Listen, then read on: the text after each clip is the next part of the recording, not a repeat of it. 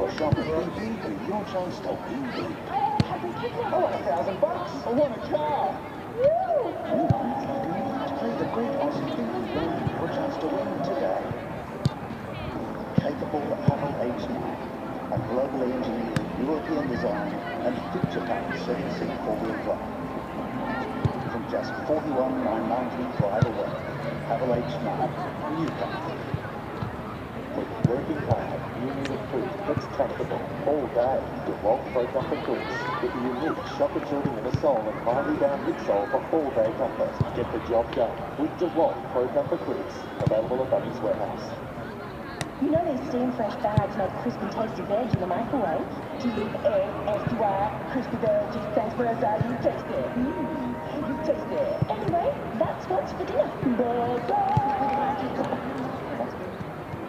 Amazing end financial year deal. Buy 3, get 1 free on a huge range of quality tyres. Our tyres start at a very low $59. At Bob James T-Mark, we'll look after you.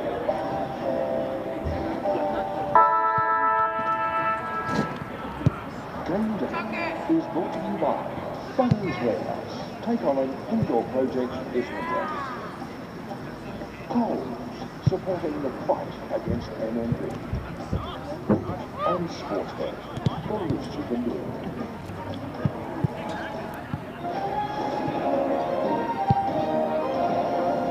First challenge of the Game Day mascot games, and the challenge is hula hooping. Mascots will have to hula hoop for as long as they can. The first 2 mascots to stop hula hooping will be eliminated, meaning 6 progress to our semi-final.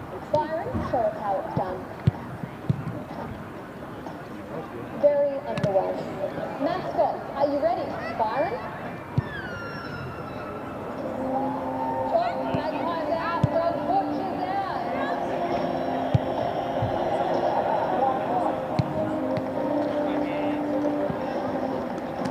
Well, highly controversial. Jockeye and Butch eliminated. Siggy Swan, this is controversial. You can see the tail here. Now that is just suspended the hoop. He could stay on this for months. Siggy, are you comfortable with that? It seemed a low blow. Okay, what's your thoughts? There's no love lost between the two of you. And Jock, breaking you. Okay. It's getting very messy down here. We'll get back to you. Well, we've discovered competition is never without drama.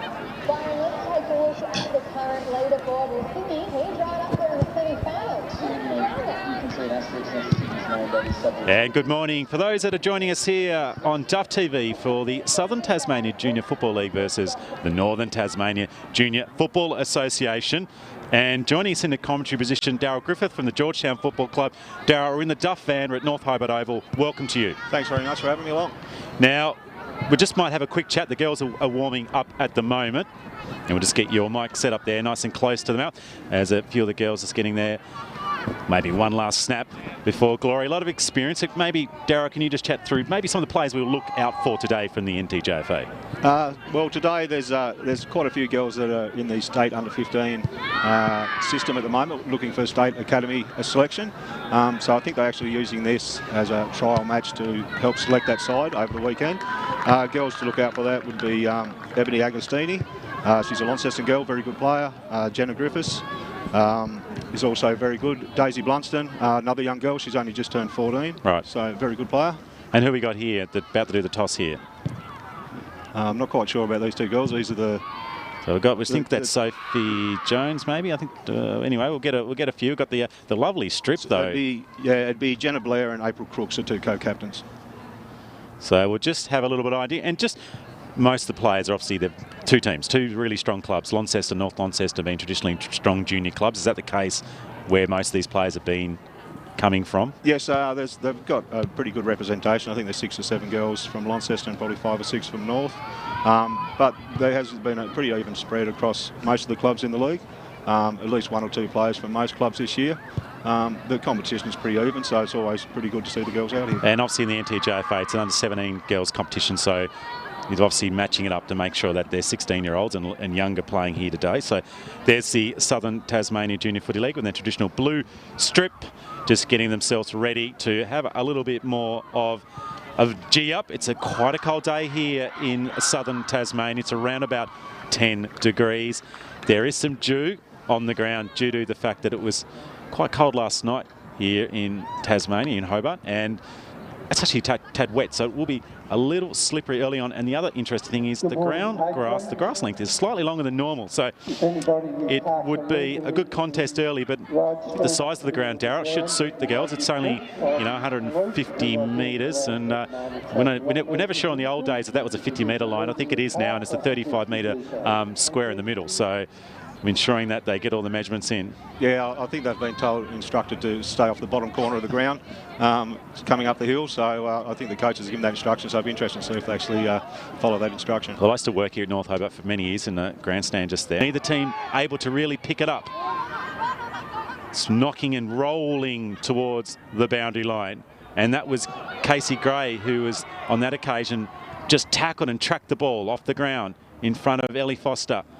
And now out of bounds, left forward pocket. So really hard to pick up the ball, Darryl, early. It is. You'd expect that. It's a little bit dewy, and the girls actually noticed that the grass was a bit long out there today. So, but I'm sure the skills will pick up as the game goes on and they settle down. It's usually pristine conditions, but yeah, like you said, the grass is just a fraction long, and with the dew, as the umpire getting prepared to, now she's saying, no, it's going to be a throw up, or I should say throw in. So got a ruck contest here. Expect Montana Ward to get onto this one. It goes in front of her. Young Hayley Bingley just contesting that one. Now it comes out to Pacey, who just gets that one and rebounds that out of defence for a little while. But NTJFA are really set up well behind here. Is that holding the football? No, the umpire says. Good tackle laid by Foster, so she's been involved twice already. Just on the edge of that pack. Now it's knocked out to the hands of Viney. Viney will have to go again here. So running in. Now it's Griffiths. So Griffiths looks like she's involved early. That's a good kick. Now, it was a 1-on-3, but it landed nearly into the hands of Leanna Freeston. Well, I've been told it's a bit of a gun.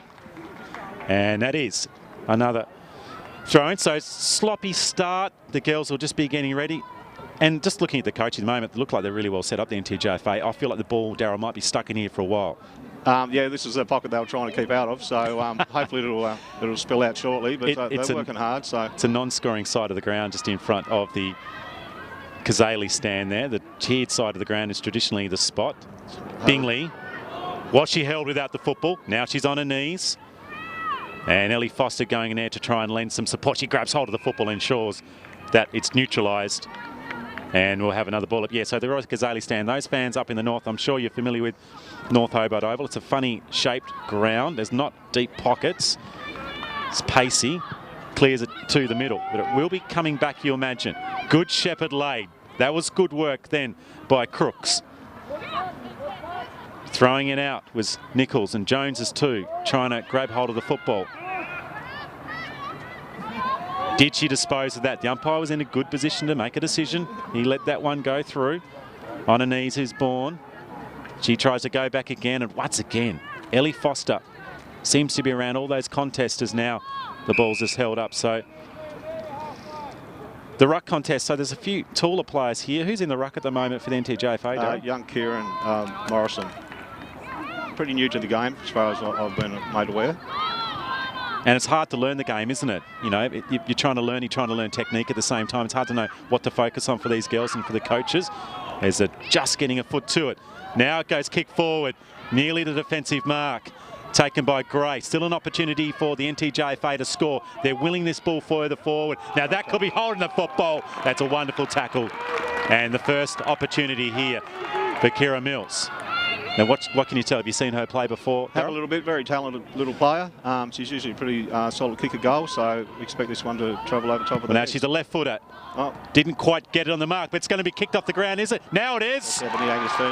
Agostini at the right spot at very much the right time, and the NTJFA, who are dominating the early stages of this game, have the first goal. So we might just see the build-up for that one. Just on the mood food replay, we might get you to talk through it, Darryl, and why you have. So here's the kick, mate, and you maybe just talk through what occurred here. I think she might have just got a little bit too close to the person on the mark. Just stuffed it a little bit, but yeah, a couple of attempts to have a go, and then Ebony, smart as ever, has come through and finished that off. And interesting enough, and we might not get a replay of that, but Agostini was actually on the move towards the goal. She was facing the goals, technically very good. And there could have been a block there laid by Casey Gray. So just awareness of the game and where the defenders are is some things that these girls will be learning as they move on. But the NTJFA with a good start. The ball's just kicked off the ground by Crooks. Gray again, via hands, not to particularly anyone, advantaging McLeod. Now it's just been popped out here with a quick left boot kick. Agostini, I think, charging out again. Turns. Clever from her. Gave away the handball. Now a player's facing the goal. But again, it's Casey. No, it's not being paid. So play on, says the umpire. So Gray, I thought, had that mark. Touch ball, I think. Might have been a throw there. The umpire was just on the far side. Now, kicked into a little bit of real estate. So we've got a bit of a foot race here. Tight into the pocket. Good tackle laid on Jones. Ball just stays in. It goes over the top of Viney. Viney goes again. Now it's into the hands of Jones. Kick goes forward. Jones was knocked as she kicked that, but that was okay. The ball's been dropped by Ravel Quinn, the young lady from Queensland.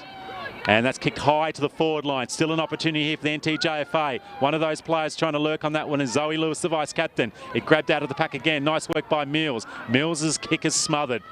And the NTJFA are really pushing. But interestingly, the STJFL have all the numbers there, but the NTJFA are able to continually put pressure and apply pressure. Running past that was Agostini. And finally, a kick is clear, but may not be for too long. Worked into the hands of Freeston. Freeston will go again. Crooks for the Northerners. It's right into the pocket. They've wheeled this ball forward. They need to get it over and neutralise this, maybe towards the boundary line. The Southerners, that's a dangerous kick. Back into some space. Tackle laid. Tight in the corner. And it just goes across. So it's frenetic stuff, isn't it, Darryl? They're working very hard at the moment. South are doing well to hold them out because the ball's been basically in that part of the ground for most of the game so far, but doing a good job to keep the score down. Yeah, it's certainly hard work at the moment for the South. Foster drops that one. Good little hip and shoulder. A lot of tackling pressure at the moment from both sides. And Bourne might have just been caught high.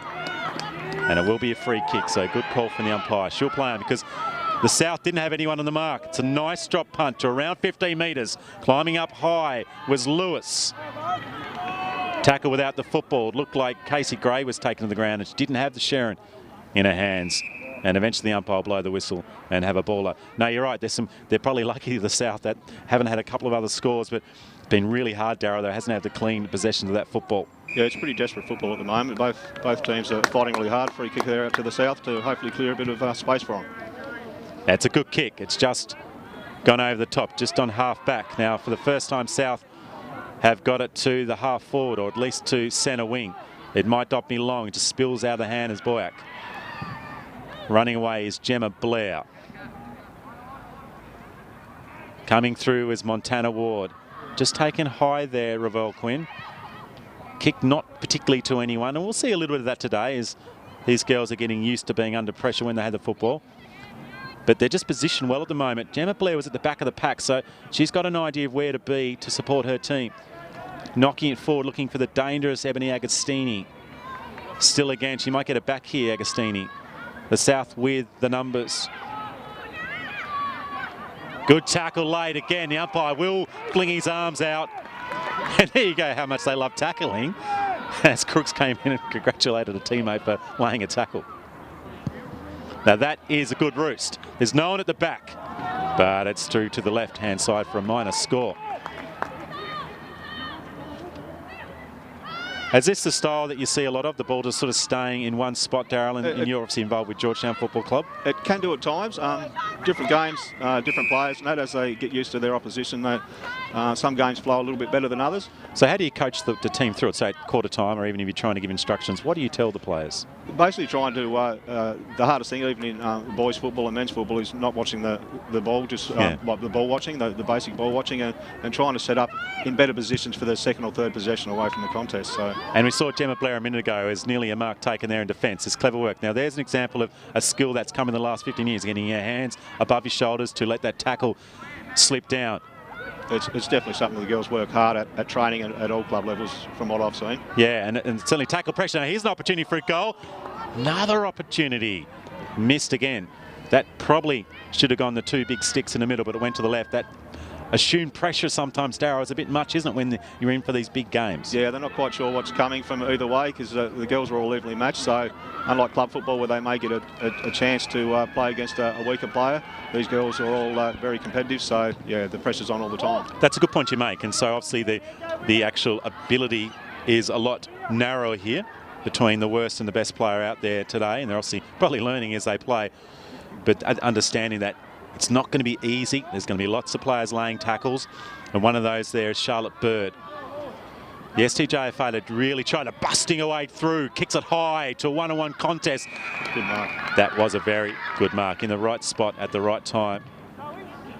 Donnelly kicking it back out to that. They've still stayed on that wing for a lot of time. I've seen a lot of football games here at North Hobart, a lot of senior men's game, and sometimes you get caught over on that side of the ground, the Ryde Street side, and there's a high tackle maybe on Boyack.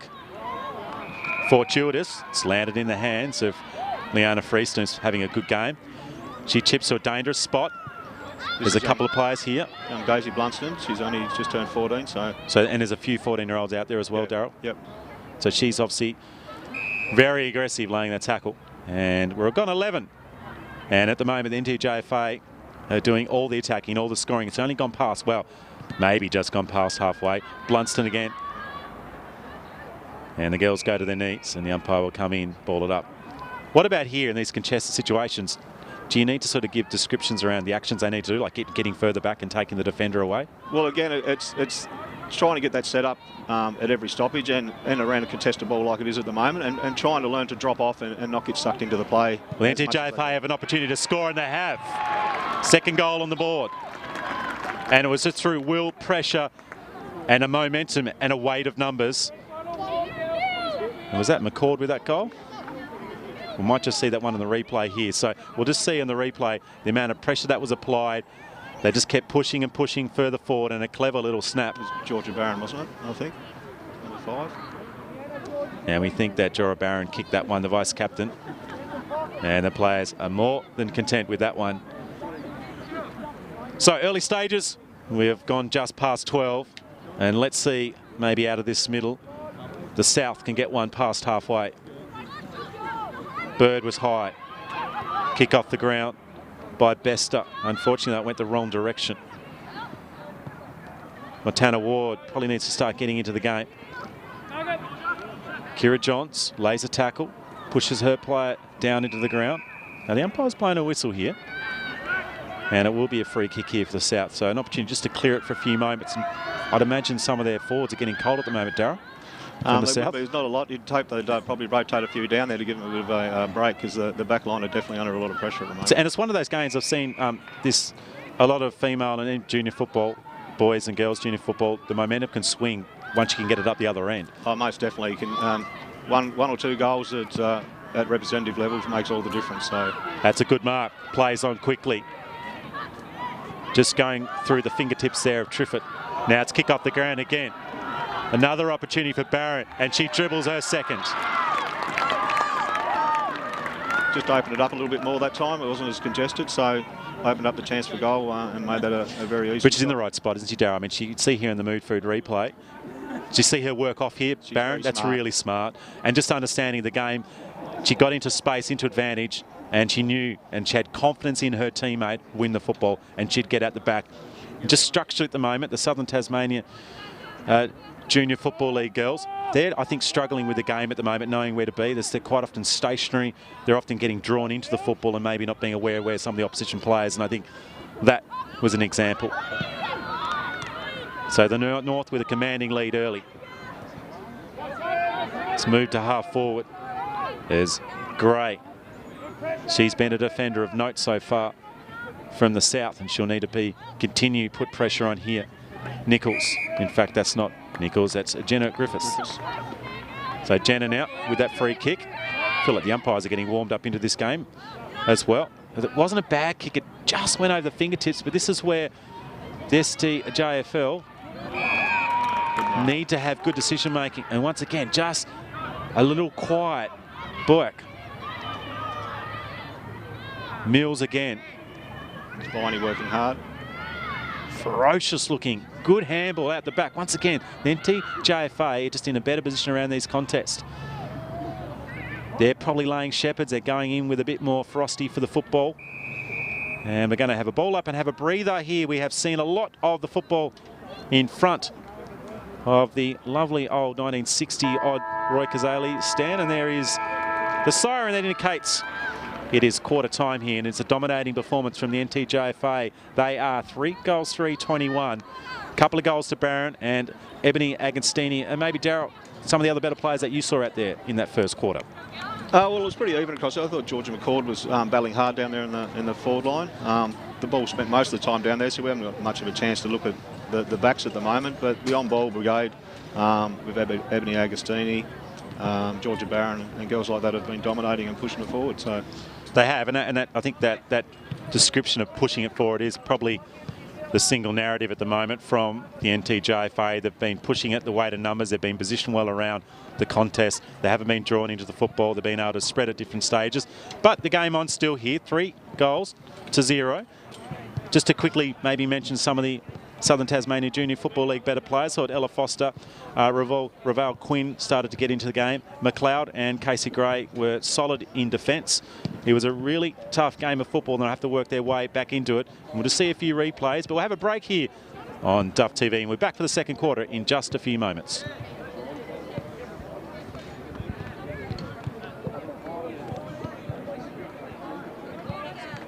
On the knees. Great. Still an opportunity for the NTJFA to score. They're willing this ball further forward. Now that could be holding the football. That's a wonderful tackle. And the first opportunity here for Kira Mills.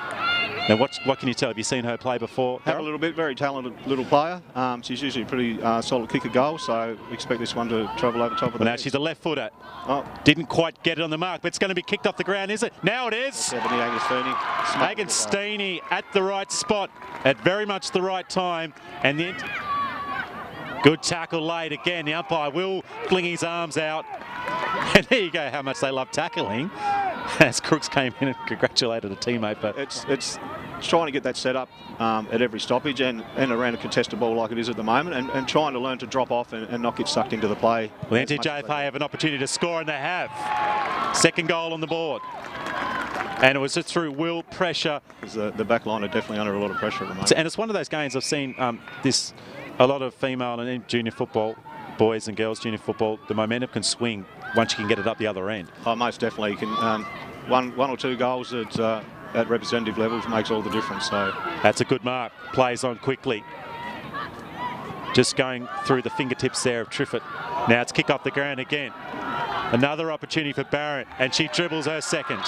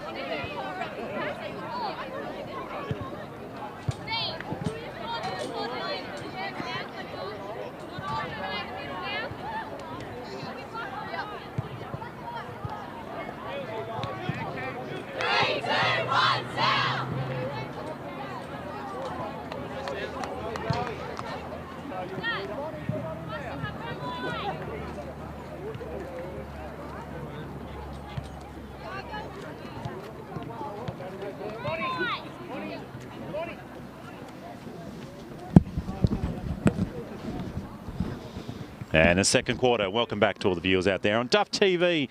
Then NTJFA with the early lead. 3 goals, 3-21. And the Southern Tassie Junior Footy League, they are yet to score. And to be fair, Darryl, they haven't gone past halfway, have they? This could change this quarter, though. Like a fair bit of scoring down that end, so hopefully it'll be a bit more competitive and the South will push it forward a bit more. We did talk a little bit about once the ball gets down there, can stay in and around a team's forward line for a period of time, but it's not going to do that if the class of India Viney is going to be getting the football. She cruised out of the middle of the ground. Ellie Foster's now in the middle for the South. Now there's a little hold here. That's a good call from the umpire. Free kick. So some work to be done here for the Southerners. North Hobart Oval, around 9 degrees. It's a bit chilly, I can tell you. The handball just got away in time by Triffett. Opportunity in the pocket. It's very tight. It's clever. Hands were touched on the round on the oval football, luckily, and a minor score.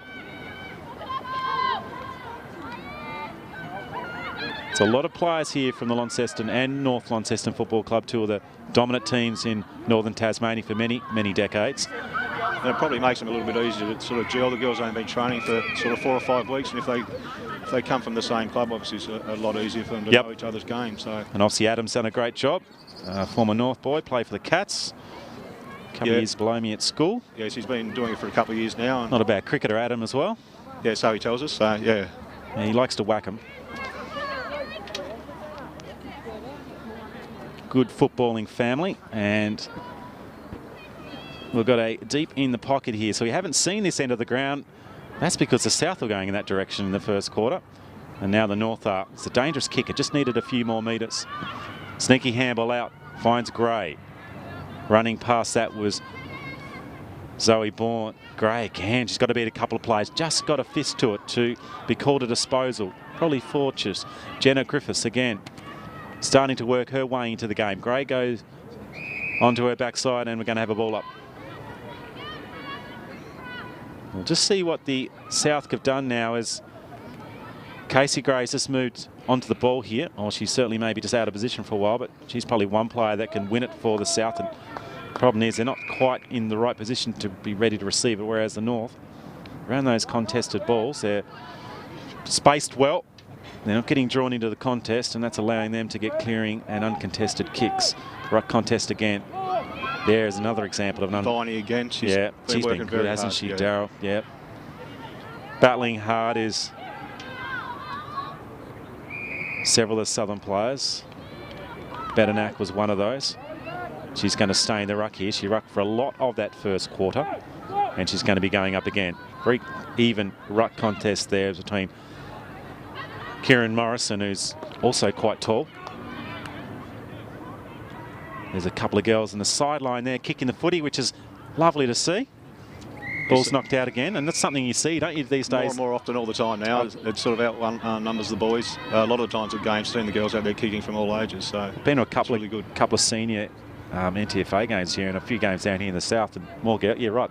There's more girls and more mums on the ground kicking the footy these days than the boys. I think it's really livened up a few clubs. One of the best examples is in the South here, the Brighton Robins women's team, the only senior team out of that town at the moment, with the men's team unfortunately falling over at the start of the year, but the women's team are on top of the ladder and are keeping that club afloat. Goes tight into the pocket, so the South have gone forward for the first time. Zoe Donnelly with her hands on it. It's right in front of the Gazali stand where we saw a stack of football. Gemma Blair from the NTJFA trying to win it. They're really good again, just holding this one in, and this is what Darryl spoke about before. If they could just hold it in for a few moments, and they might be able to get a scoring opportunity. There are a stack of players around the pool, though, Darryl. They'll spread off a little bit, so it makes it a little bit easier. Well, here we go. So forward. The South have changed things. They've spread it a little bit here. So just coming at the back of the pack was Summers, and now she comes in. So that's the right work from Lavina Summers. And another throw up. So good job here. The South have kept this ball in. Let's see if they can put some pressure on the North.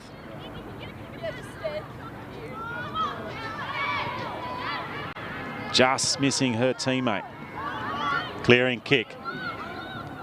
Casey Gray again, climbing up high to try and win that football.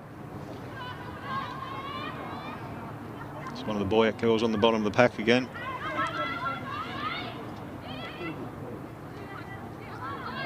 Another tackle laid. Good strong work by Gemma Piercy. Stacks on the meal at the moment, though, and the umpire would relieve us. We left that one flow for a little bit, and that was probably indicative of a lot of the play. The sun is out here in the southern capital, which might just dry the ground out of fraction. Look at the boys' game coming up. Ruby Pacey. She's usually a really good user, Ruby Pacey, but that's unlucky. That was a good tackle. Tackle by Summer Reid. Yeah. On the young Georgetown girls. They love their tackling, don't they? Not just necessarily Georgetown girls, but the women really enjoy that combative nature of the game. They work hard at it. Sometimes they probably go in a little bit too hard at each other and don't protect themselves.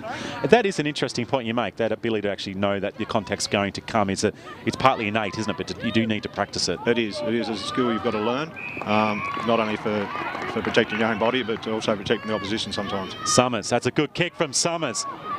Nearly a mark taken there. They're around 30 out. There would have been their first opportunity to have a shot on goal. Meeburn. Edmund. She's usually a good footballer. She's a good forward, Edmund.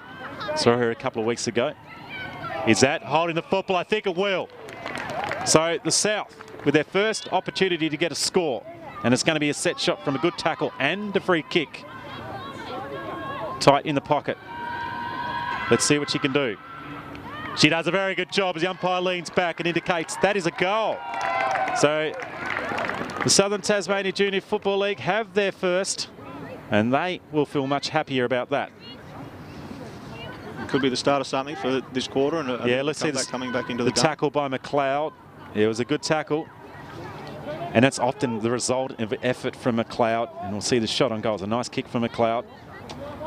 The ball spun the right way, and the umpire signal. They've got there first, so the scoring into the ground maybe to the right-hand side. I think it has been known to be the scoring end sometimes. I think generally it is, unless sometimes later in the year the prevailing wind comes more from the west, and it does sort of favour the Letitia side of the ground. But at the moment, it certainly is going. When it's a sort of a calm day, as Casey Gray gets it, is often that end of the grounds where the scoring happens. Needs the handball. Just at the right time. McLeod, the goal kicker, from only moments ago with a handball out. Another shot on goal. Just missing to the right-hand side.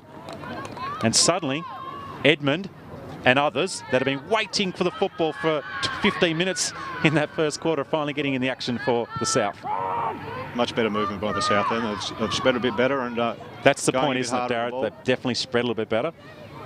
Good observations from you. And you probably got your coach's hat on here as well at the same time as enjoying the spectacle and seeing how the individual players are going. That wasn't probably a handball. Maybe just got a tiny amount of skin to it, but that's not a correct disposal. So they've lifted here, as we expected. Johns. Good player, Kira Johns. Mark's just been dropped by Percy. She'll go in again and try and get that football out. Steaming out. Who's that there, Darryl? She's had a couple of nice touches, actually. I think that was Girl of Balls again. So it's a nice kick. Suddenly it's in the middle of North Hobart. Kick up to half forward. Mark just dropped through the fingers on that occasion by Molly Bester. It's moved quickly to half forward for the North. North here with numbers. This is where they've been good all day long when it's been contested situation. Bingley here, if she can pick it up. Now she's got it, but good call from the umpire to say play on there because she just lost that one in the tackle. High tackle laid. Looks like Boak will get a free here. Now, I think a teammate was probably doing a shoelace up there for a second, but now she picks it up again. Freeston. And the South will just rebound for a little while. Now some run from Casey Gray. First time the North have been under pressure today, so it'd be interesting to see if they respond. And I think they've certainly got the willpower and the athletes out there, but you're right, it's about keeping the game structure going a little bit, as that one's just knocked off the ground by Bourne. Just needs to be a handball here, decides not to. Now just quickly hacks it about 35 metres further afield. Just at the back of the pack here, so the North still well structured when that ball comes into those contested situations. You could just hear the noise level, and that's because we've got a mic just in front of us here, and this is the first time the ball's been on this commentary, or the intensity's definitely lifted now that the South are starting to push forward a lot more. So it's spread the game out too, hasn't it? Spread the players out. A lot better game. Well, there was an attempted bounce. So you can see a little bit of glare with the white uniforms here. So we're not always getting the numbers here for the NTJFA, but we know that number there is Bingley, who's had a stack of it, racking up possessions for the North. Ball's been popped out the back here. High tackle.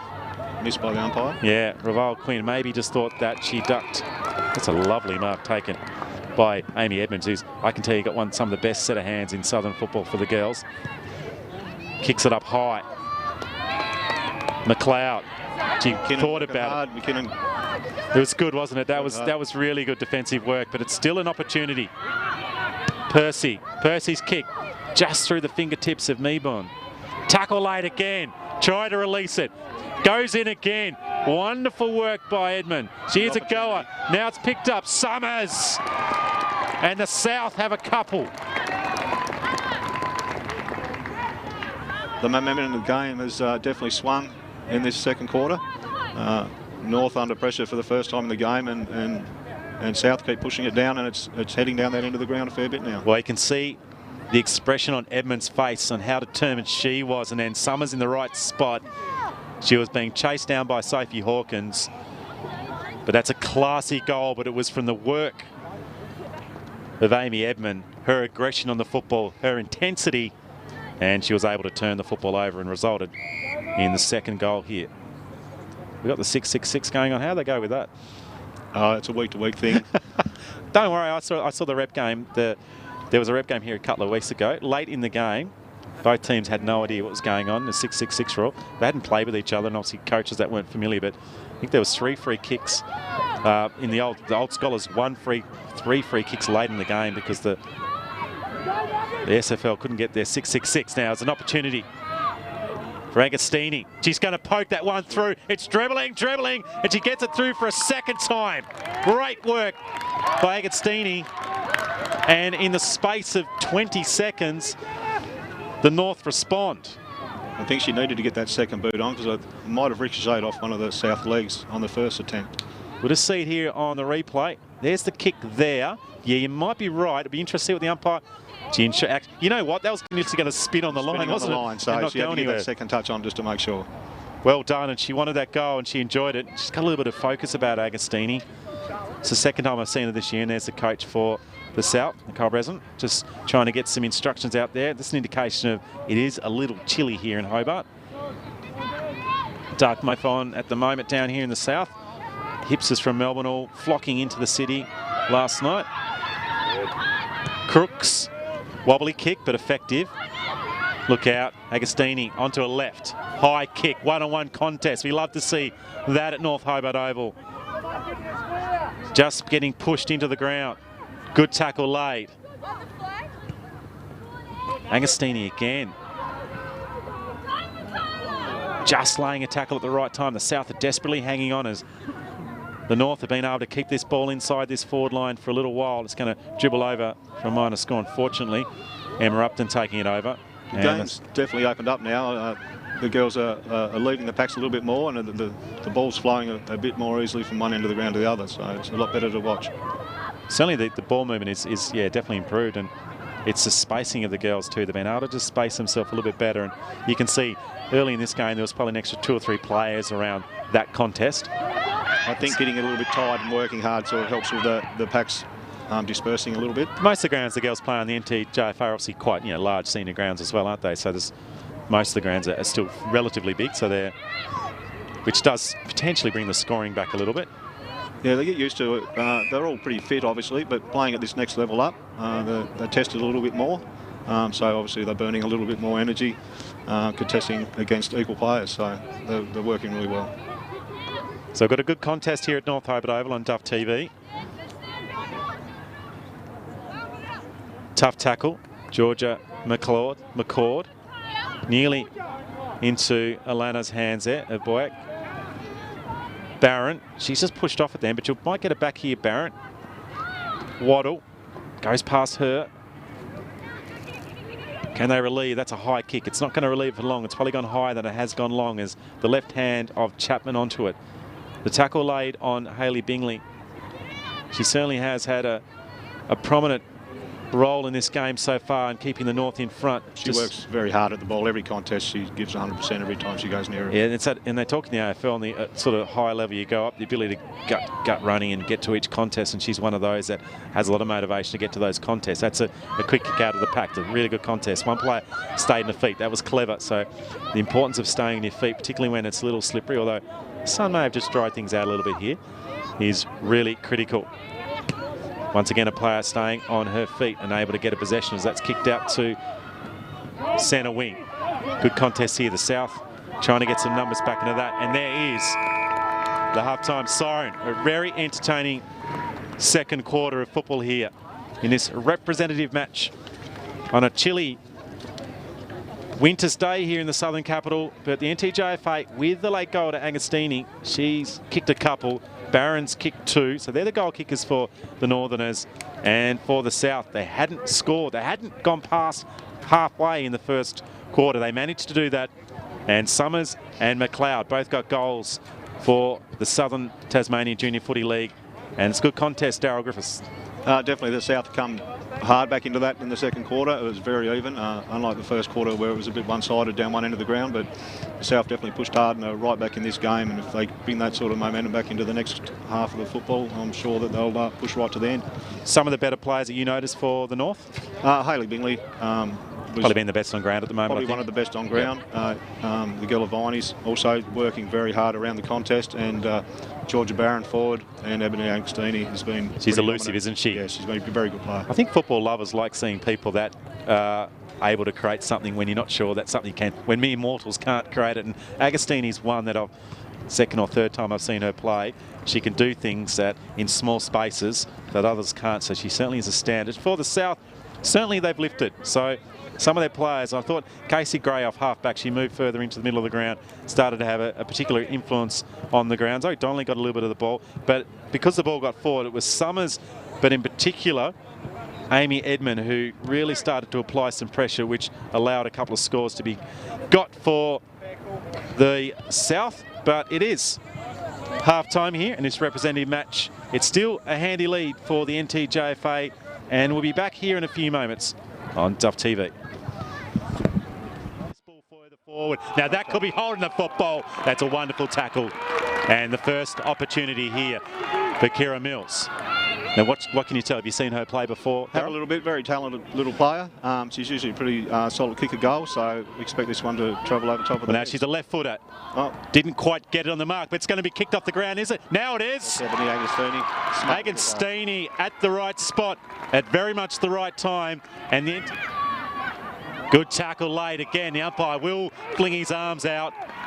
And there you go, how much they love tackling.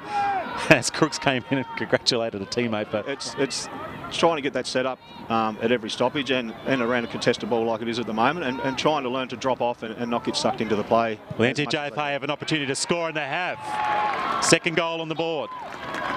And it was just through will, pressure. The back line are definitely under a lot of pressure at the moment. And it's one of those games I've seen a lot of female and junior football, boys and girls junior football, the momentum can swing once you can get it up the other end. Oh, most definitely. You can, one or two goals at representative levels makes all the difference. So that's a good mark. Plays on quickly.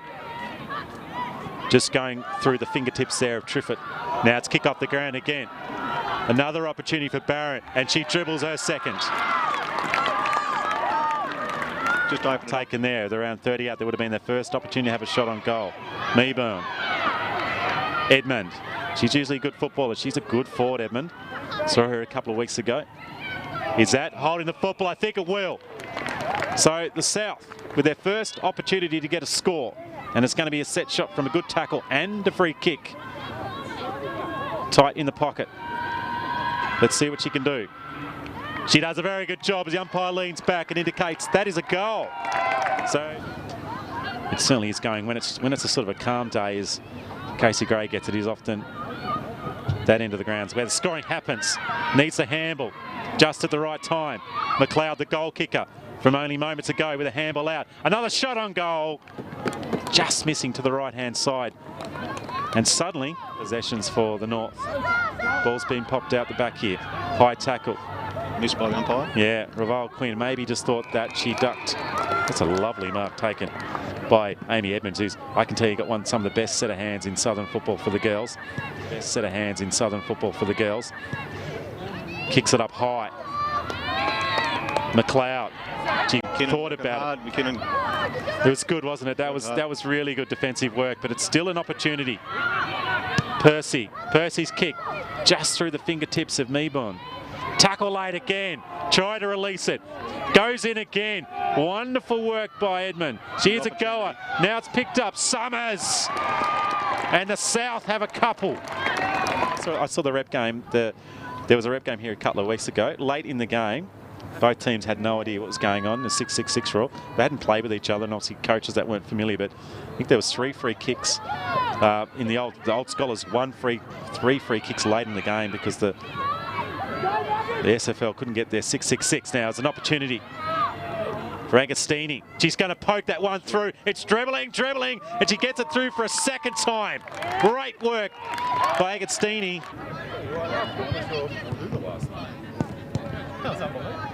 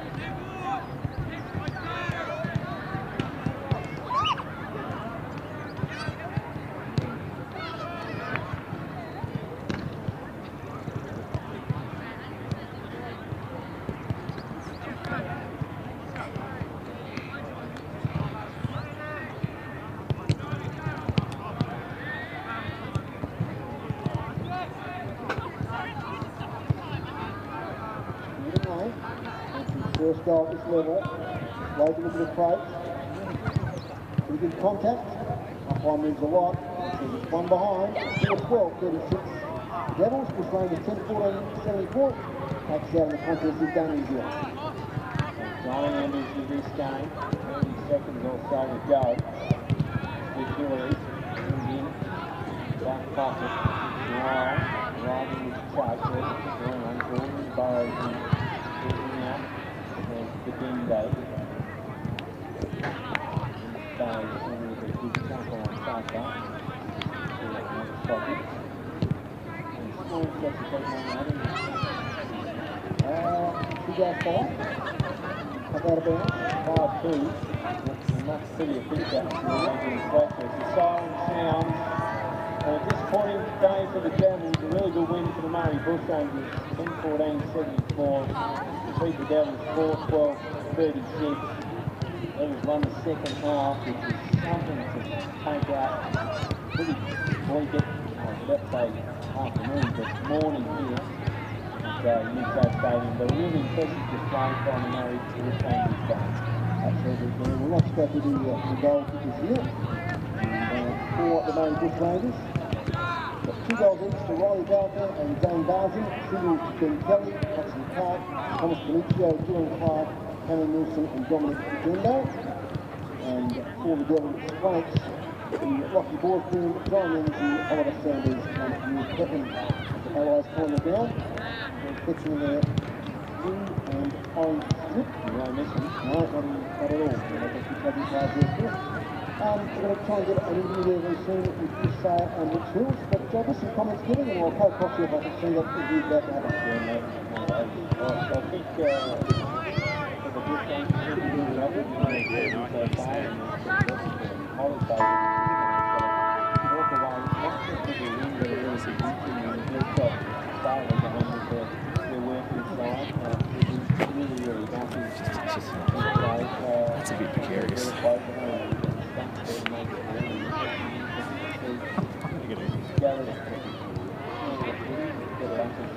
Oliver Bales Jr., 17 possessions, Jackson Fellow 16, Rocky Borsboom with 12, Ethan Jackson 16. So a lot more contributors after half time, no doubt about that. For the Bushrangers, as it's slow here.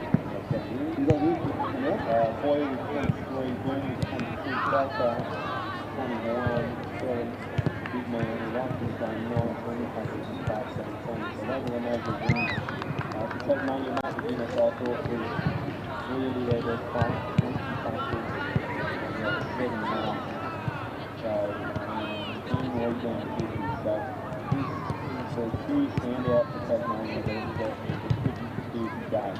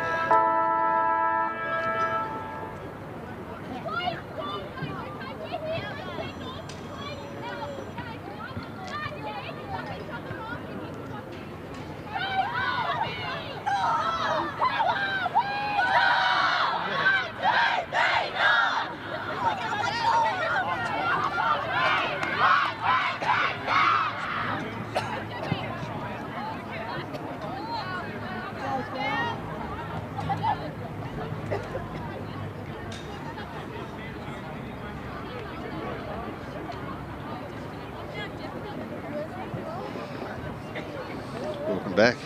Oh, here we are. Martin Duffy up in top of the Peter Sharp Tower. Welcome to you for this second half. Yeah, really looking forward to the second half here. I thought the South came back quite nicely in that second quarter after a, must be said, a pretty dreadful effort in the first quarter. Just couldn't get their hands on the ball, couldn't get any run.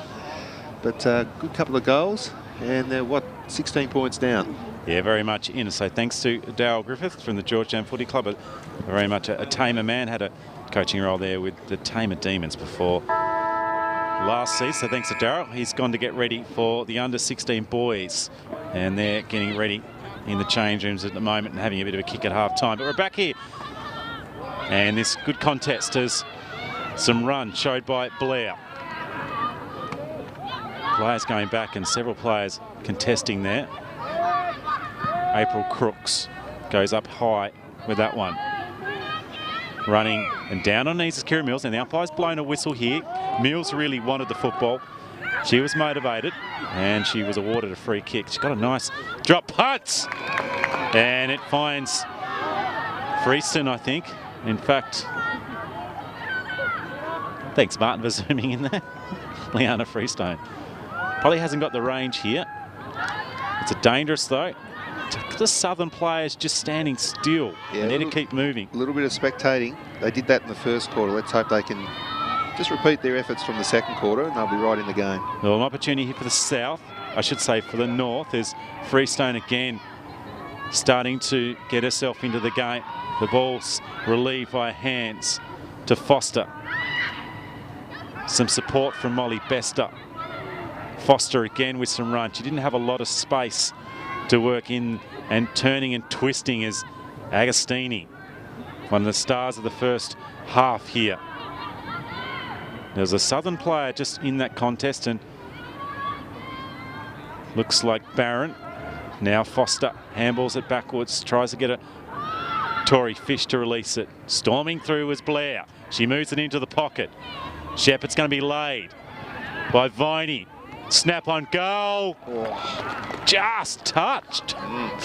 Well, the umpire was right there, and the fingertips on it, and it was needed, and a minor score. You warm up there, Martin, up in the Peter Sharp Tower? Yeah, it's great up here in the old Peter Sharp Tower. Now an opportunity here for the North. Quick shot on goal, and they've got the first here in the third. And high fives all around, so it was a quick snap out of the pack. And I'll see here in the Mood Food replay, it was a big climb from Freeston, who's just not that old, Freeston either. I think she's only 14. And then a quick kick. Once again, you might be right, the Southerners just a little flat-footed, hands on their hip. And we might just get that player again. Apologies, I haven't called her name yet. Didn't see her number. And there is the replay. So the South, they've got a bit of work to do. There's a fifth goal on the board. As umpire Donaghy throws the ball up. Dispossessed of that one. The umpire just says play on. There's Foster out to centre wing. There's Raval Quinn. Pushes her player in the back, gets it again. Raval Quinn, one of the players from the Bay. Gets a handball again. Trying to find Casey Gray. Pacey. Quality player, Ruby Pacey. Great contest as both players willing themselves onto the football. Agostini's tackled. And another tackle laid by Sophie Jones, and the umpire will throw it up, and Casey Gray looks okay at the moment. They don't hold back, the girls, do they? Yeah, and Darragh was mentioning that sometimes they go in too hard and they're not actually used to the contact coming, so it's actually the player that's receiving the contacts, doesn't have their body prepared, or as Jenna Griffiths clears it, and they're not always ready for that contact. So getting used to that style, that's a high tackle. No, not called by the umpire. Umpire's been pretty good so far. Yeah, well, those instinctive parts of the game take years to just become natural parts of your game, so... Yeah, absolutely. If that makes sense. No, absolutely. It comes instinctive after a period of time. Yeah, so we've got a throw up here, just attacking side of centre wing, going to the right-hand side of the screen. The Northerners have come down the Midlands. The bus parked out there on Argyle Street. That should be holding the football on Jenna Griffiths. She looked to try and get a handball, but it's a great tackle laid by Ward. So Montana Ward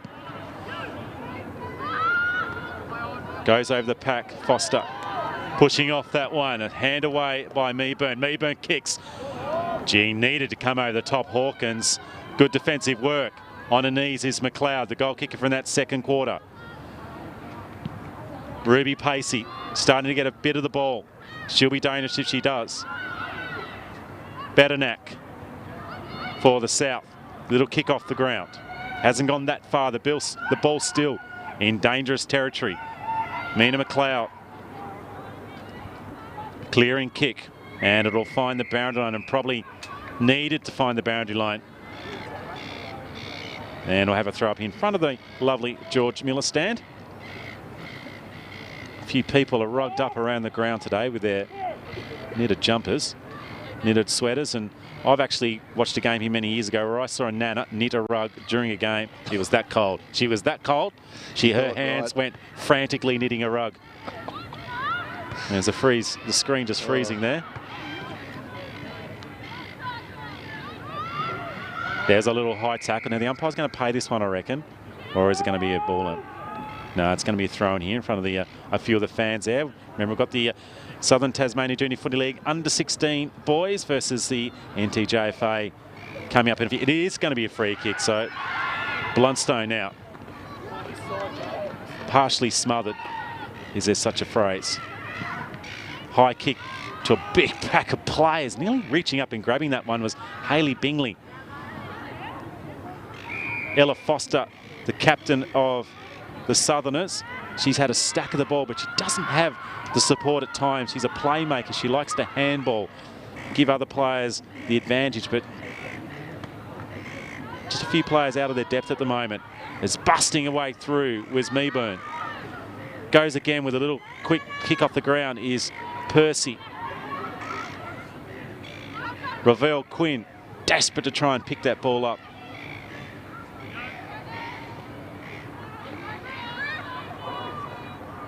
Griffiths just got a handball on it. Another aggressive tackle laid. And the South can't repel. Eventually the weight of numbers from the North. And the ball's moved inside their forward 50. Nichols handballs it over the top. Finds Lewis. Lewis runs in and does what she needed to do. And a deserved goal for some good pressure in the middle of the ground. And Zoe Lewis, one of the VCs today, kicks her first.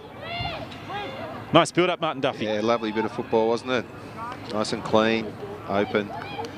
Just about best play of the day, I'd say. Yeah, and it was aggressive football, that kick there into space, but it was this work here by Jade Nichols. It was a clever handball, and then a little bit of class from Zoe Lewis, who got around the defender, steadied, took a couple of steps, and ensured that she got the goal.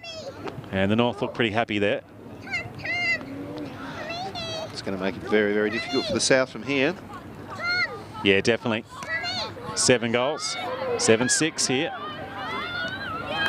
Well, an opportunity to go forward, but a defensive mark on that occasion to Michaela Boak.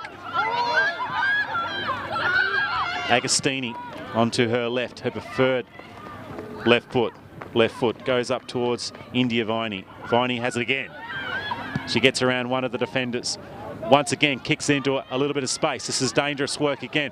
Pushing out of that tackle. Lewis had an opportunity for a second goal. Misses. Bourne's tackled. She may get another opportunity. Handballs it high. And eventually it hits the behind post and is out of bounds. Gee, I've been impressed by these umpires here. Look at the age of some of these kids here. A young girl on the boundary, but especially this young fella out here. Is just letting the play go, not over-umpiring. Doing a great job there, Peachy. Yeah, I'm actually going to... We'll just see this bit of play out for a little while. And I'm going to say something really positive about the umpires as well. Something similar to that, Martin Duffy, that you mentioned. We love talking up the umpires here on Duff TV because we need more of them to ensure our game goes ahead. Very tough game to umpire. Did she get the handball out? They have just been taken high. Agostini, desperate for football. In fact, on that occasion, it's actually Barron. Barron goes again, tries to win it. Montana Ward. Dangerous hands of Liana Freeston. The South with some numbers. They just need to be a little cleaner here. Freestone again. She's just running into everything. She's really motivated, getting to a lot of contests. And we'll have a ball up here. Just getting back to the umpire. I totally agree. They've actually let the 50-50 or the tick, what you might call Ticky Touchwood ones go as a way of allowing the players to develop and understand and actually just play the game of football. It's more than safe, and so there's no risk associated with not calling those ones. And I think it's been fantastic for the umpires. They need to be, I suppose, we saw a game a few weeks ago of similar age level, and the umpires blew the whistle a lot, which was fine. They were the rules, but I think there needs to be some discretion shown for the umpires, and they've been outstanding for the style and the competency of the players today. As a handball comes out to Crooks. Ravel Quinn thrown to the ground, and two Southern players, a little bit of a push and shove and some feistiness, which is fine with a combative sport such as Australian rules football. And we'll have another throw up.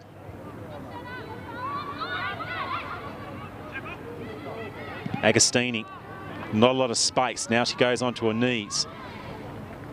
Ella Foster, late, great tackle by Foster. Charlotte Bird with a relieving kick. Now there's a whistle blown here. It's coming back. Not sure what that was for, but it goes to the South. Ella Foster. To a large pack of players. I'm not sure what the collective noun is for a group of teenage girls, but on quite a few occasions there's a large pack forming. Amy Edmond, who's had a good 20 minutes. She's quite a long way up the ground, though. It'd be nice to see a little deeper because she will have an influence on the game, but the ball's not getting there a lot. As we see the scoreboard, the Jackson Motor Company scoreboard, there's some comments from our friends on Facebook. Watching from Broome, Carleen Richardson, go the North. Interesting game. Someone else putting on there. So thanks to all the viewers that are engaging in the Facebook forum. Hope you're enjoying all the coverage here on Duff TV. Aaron Roberts in the commentary position here. Martin Duffy on top of the Peter Sharp Tower to the left. And our other commentator, Tubes Taylor in Hawaii. Yeah, we got a photo of Tubes yesterday, sunning himself somewhere in Honolulu. Maybe we can bring that up. No, I don't think we should for the family member out there. He didn't have a shirt on. Sorry, those comments are coming on YouTube, by the way, not Facebook. I have no idea about social media. Jero's just giving me an indication there. Agostini, another check side kick. Danica Triffett just went through hands. Then she goes back and lays a tackle. Well done, Danica.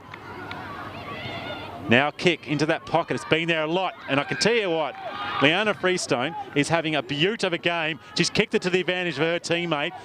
It might fall in towards Nichols. Nichols pops it out. Nichols might endeavour to get it back again. She crashes into the pack. Now it's on to Waddle. Waddle just couldn't see it through. It's kept in play. And it's rebounded in a frantic but fantastic few moments of football there from the NTJFA. We'll save those highlights there, I think, for the replays. That was a great bit of footy from both sides. Lundstone. Now it's to Bourne. Some pressure applied by Alana Boyack. And it finally goes over out of bounds, and the throw coming back in. And it's a dangerous spot on North Hobart Oval in front of where the players come in from the race from the North Hobart Football Club change rooms there. A lot of goals are kicked in this area. Well, the South didn't have anyone in the ruck. Now shot on goal, and I think it's Hayley Bingley. She is a very talented footballer. And the NTJFA extend their lead. We'll just see here in the food replay. It was just too easy. In fact, it might have been Waddle.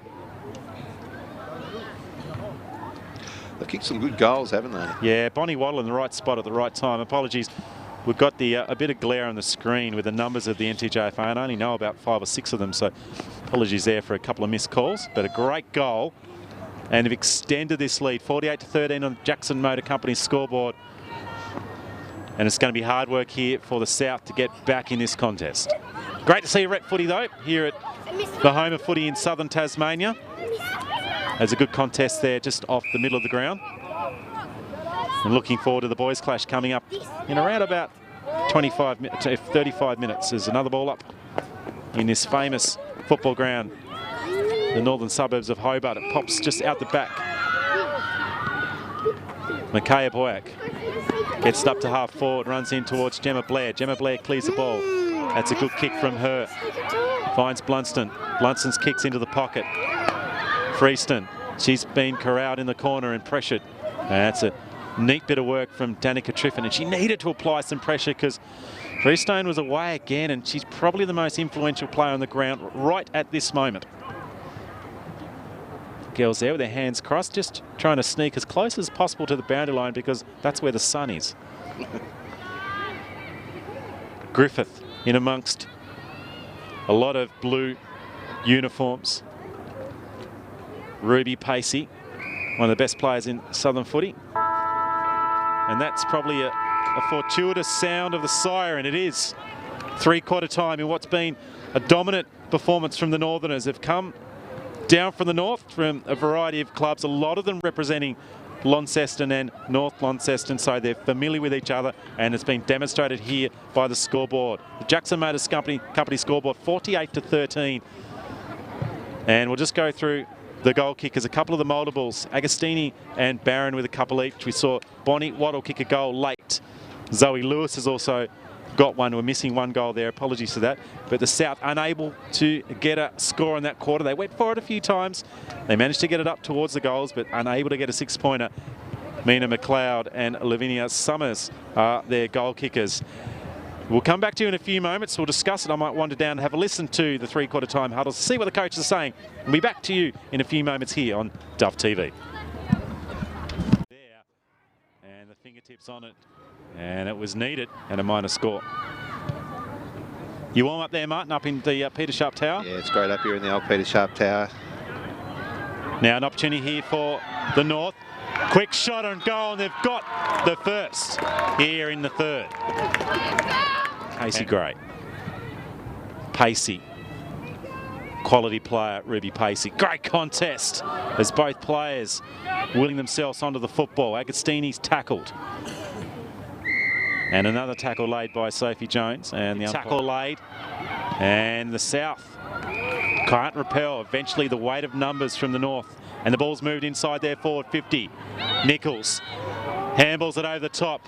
Finds Lewis. Lewis runs in and does what she needed to do. And a deserved goal for some good pressure in the middle of the ground. I can tell you what, Leanna Freestone is having a beaut of a game. She's kicked it to the advantage of her teammate. It might fall in towards Nichols. Nichols pops it out. Nichols might endeavour to get it back again. She crashes into the pack. Now it's on to Waddle. Waddle just couldn't see it through. It's kept in play. And it's rebounded in a frantic but fantastic few moments of football there from the NTJFA. We'll save those highlights there, I think, for the replays. That was a great bit of footy from both sides. Bluntstone on North Hobart Oval, in front of where the players come in from the race from the North Hobart Football Club change rooms there. A lot of goals are kicked in this area. Well, the South didn't have anyone in the ruck. Now shot on goal, and I think it's Hayley Bingley. She is a very talented footballer.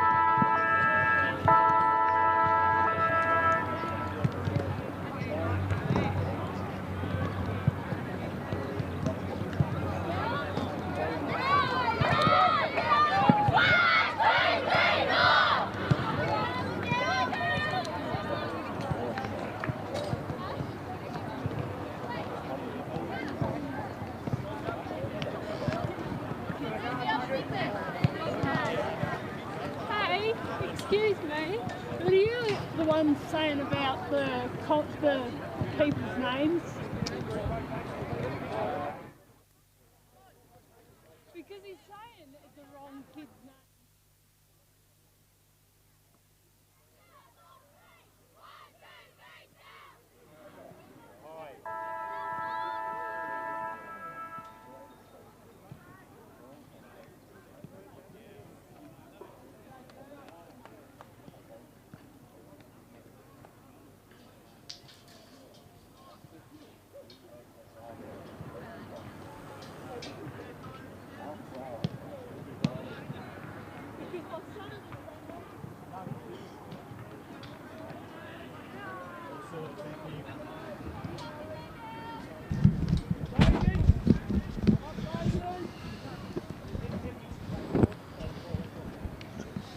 Welcome back here to Duff TV.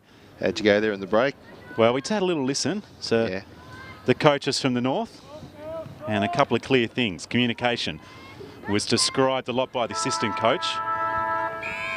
Keep talking. You don't know your teammates, or you may not know them that well, but you need to communicate. You need to tell them when they've got some pressure being applied, or I think the description is in Aussie rules footy, when you're hot.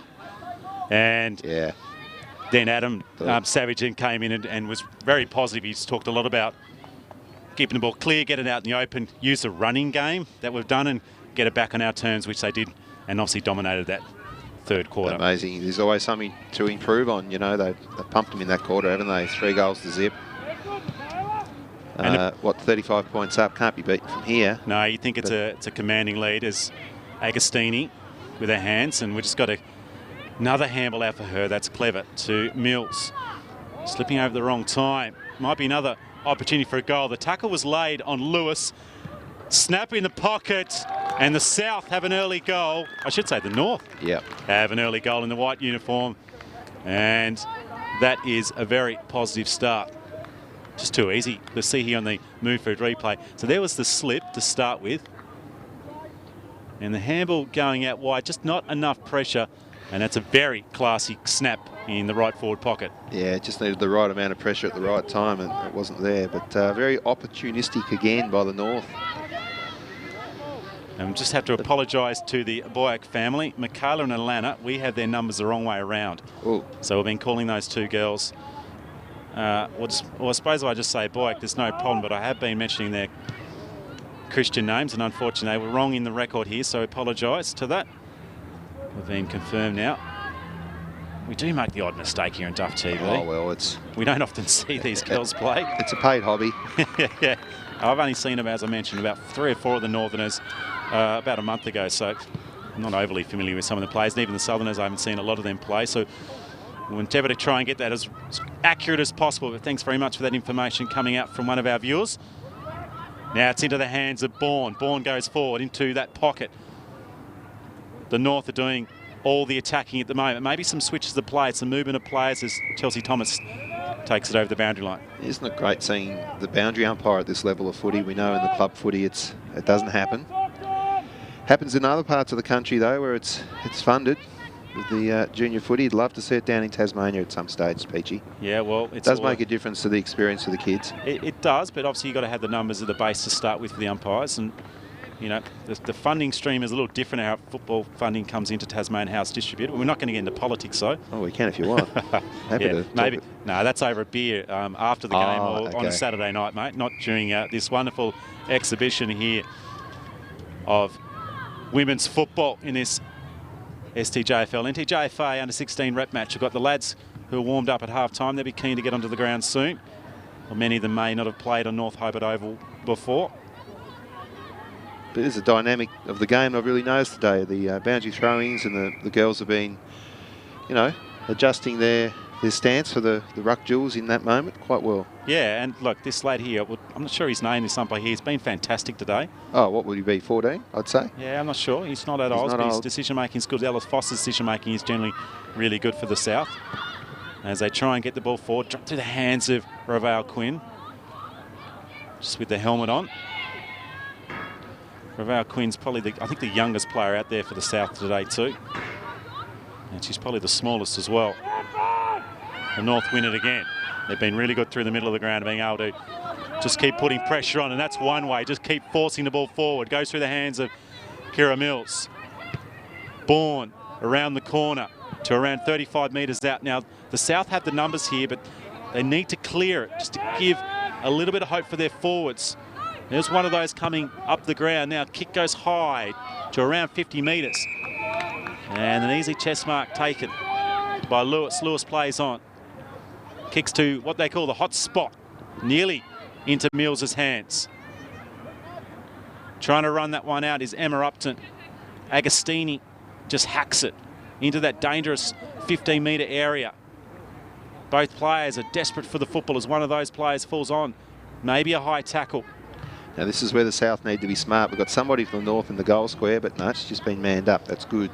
Blunston with a kick forward, Great over the play. top. Mills now turns, just gets onto a left boot. Mills tight in the pocket, goes to the right-hand side. Wonderful running play. She saw some space. She took it on. Fortunately, couldn't find the goal. Good work from both sides. It has been a good game of footy, so Carolyn Richardson going there. Go, Liana.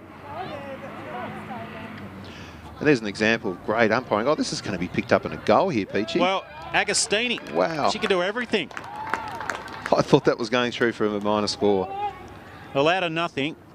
That looked like it was going to be rushed through from behind. But in the end, just a cruisy, casual goal. I want to see this on the replay. Barron, in fact, it was. Just too easy, wasn't it, Martin Duffy?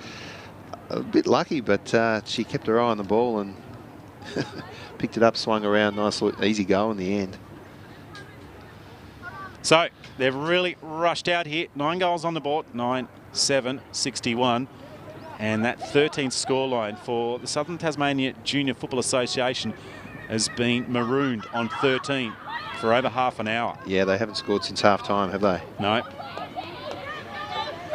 So once again, the class of the South not showing today. There's plenty of good footballers out there. They've just been unable to find their way through this game as Mills has a shot on goal. It might have snuck through. Well, clap your hands is Barron. And the umpire thinks it's a goal. He indicates that. And Mills has snuck one through the pack and rolled. And she gets a sausage roll. Let's have a look at the Mood Food replay here. I don't know how she found the gap there. It was a clever kick by Kira Mills. And there's a smile on Dora Barron's face. She absolutely loved that goal and great to see the enjoyment. Let's see if the South keep pushing on here, keep endeavouring to be in the game and keep learning it as we've got a few players just moving around from the South. So in the middle at the moment, we've got Johns. Sasha Raval Quinn's just moved up as well. One of the players I've liked today is Casey Gray from the South. Busting a pack is Badenack. A bit quieter since half-time, Badenack. Nearly a high tackle just across the shoulders there. Now, this is their opportunity, the South, because a couple of good handballs here and there away, they're just getting sucked into the football again. Yeah, well, it's been good pressure, but they haven't been able to execute, like you said, when they just needed to, just to get the ball out and into the attacking zone. Another chance for the North here. Yeah, Blunston. Barron. Clever from Barron. Works a well back round onto it, but unfortunately the white line gets in the way and out of bounds. And there's a few of the spectators that have come along today in the lovely George Miller stand, refurbished many years ago.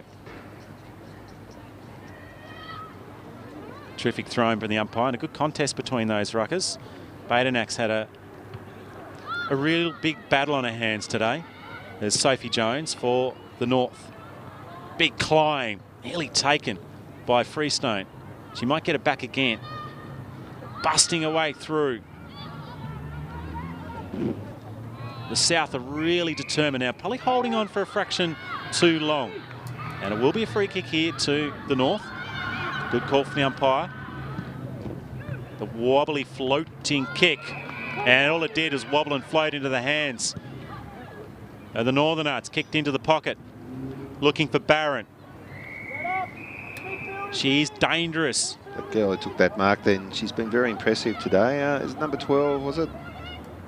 No, it wasn't Agostini. Right. Just have to look, yeah, as I said, the glare sometimes on the white and the black uniform. It's been harder to pick up on occasions. Might have been Lewis. Lewis has had a good game today. She's got the long sleeves on, tight in the pocket. That's a dangerous kick. Nearly at the back was taken out was McCord. Great contest there. Just on the edge of this one is Freestone. If she gets a football anywhere near the goals, look out. Still an opportunity. Cruising through is Crooks. And she's got one. And they've got about 6 or 7 goals from moments like that, from about 25 metres out. Clean possession, spinning around, and with nice poise, nice goal. April Crooks with that one. That's her first. Might actually be her second goal. I think I missed one earlier. There's a couple of good things about this. You're right, Martin, that they're all pushing and running towards goal. Sometimes the Southerners are a little bit of ball watching, so they're not necessarily aware where the person who hasn't got the ball, who may be next to get it, they're not aware where they are. And that's allowed goals like that one for the North. As running out with the red hair is Griffiths. She's been good in the middle, Griffiths. Now, it might be a cross of play here. That's a nice drop punt. It's a dangerous kick. That's an excellent bit of Viney misses her. Instead, it's Freestone. Jesse's had a good second half. That's just talent right there with those girls there. Yeah, they're three of their betters and fantastic. Like, technically very good. And gee, Freestone's got a good mark on her. I was told before the day that she was going to be a superstar today, and it has come out. She's been one of the best. Jade Jones. Jade Jones's kick. Lucky. Blunston. Quickly place on. Clever. And the mark's been taken. I think within scoring distance here. This is what they do well. Set shots on goal. And that is a 6-pointer. And they've really blown this game apart. And they are having a bit of a field day. That might be Sophie Hawkins. We'll just have to get that, or Zoe Lewis maybe. And here is the Mood Food replay. Clever kick. Very clever bit of football. And I think Zoe Lewis there, she's kicked her second. And a neat bit of play, and the build-up was good. And they look a little flat here, the South. Maybe run out of puff. There's about half a minute left here in this representative game, thanks to the Southern Tasmania Junior Footy League, and of course to the NTJFA for ensuring that this game has gone ahead, and all the parents that have come down to assist. Good on you, and have enjoyed covering it so far. And here go the South. They might get a late goal here. Summers. It's probably too far out to score, around 35, 40 metres. And that is the siren. It's ended it. And NTJFA have run away commanding winners here in this representative intra-state football match between these two long-standing and proud junior football competitions. One based up around the Tamar Valley, although they do include a team from the East Coast these days. And the Southerners, mostly based around the Hobart region, they have been belted by the Northern Tasmania Junior Football Association. But there's a lot of goodwill, and both teams will come together. We've got the boys game coming up in a few moments, but we'll just maybe describe the narrative of the game in one way, and that was the South at times were flat-footed, were drawn to the football, and the North were able to get away. They were ensuring they knew where the opposition players were. They had some classy users of the ball and had multiple goal kickers. Barron up forward, kicked a bunch. Agostini had a wonderful first half. And then we saw people like Zoe Lewis get into the game, April Crooks in the back half, and probably the player who had the biggest influence, Liana Freestone. She had a ripping game, as we see some of the highlights here of this last quarter. Here's one of those goals. It was a neat little handball off the side by Lewis and a brilliant snap in the pocket, probably close to the goal of the day. But look, the North, they certainly dominated for large patches, Martin Duffy, and this is another example, I think, here of just the will of the Northerners, just to continually put tackling pressure on the South, will the ball further forward. This is a great little snap out of the pack by Gemma Blair. It didn't go through for a goal, but in the end, it was scratched, and we saw Jorah Barron get another goal to her. She had a fab game, actually. In fact, that might not be Jorah Barron. There's hands on high five from Blunston. A nice little passage here as it got up to half forward, and just a little bit of run we saw on a lot of occasions. The Southerners find space, and here's, look at this, two players all by themselves. And in the end, it was a clever goal by Mills, who knocked it past the hands of Darren Barron. Just for the STJFL, it wasn't all bad for them.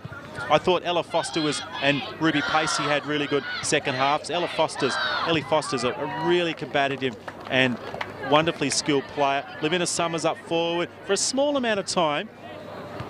Haley Meeburn and Amy Edmonds started to get into the game, but unfortunately the ball didn't come their way that often. Sophie Ferguson had a good game, and Sasha Ravel Quinn, the youngest player on the ground for the South, was very, very effective.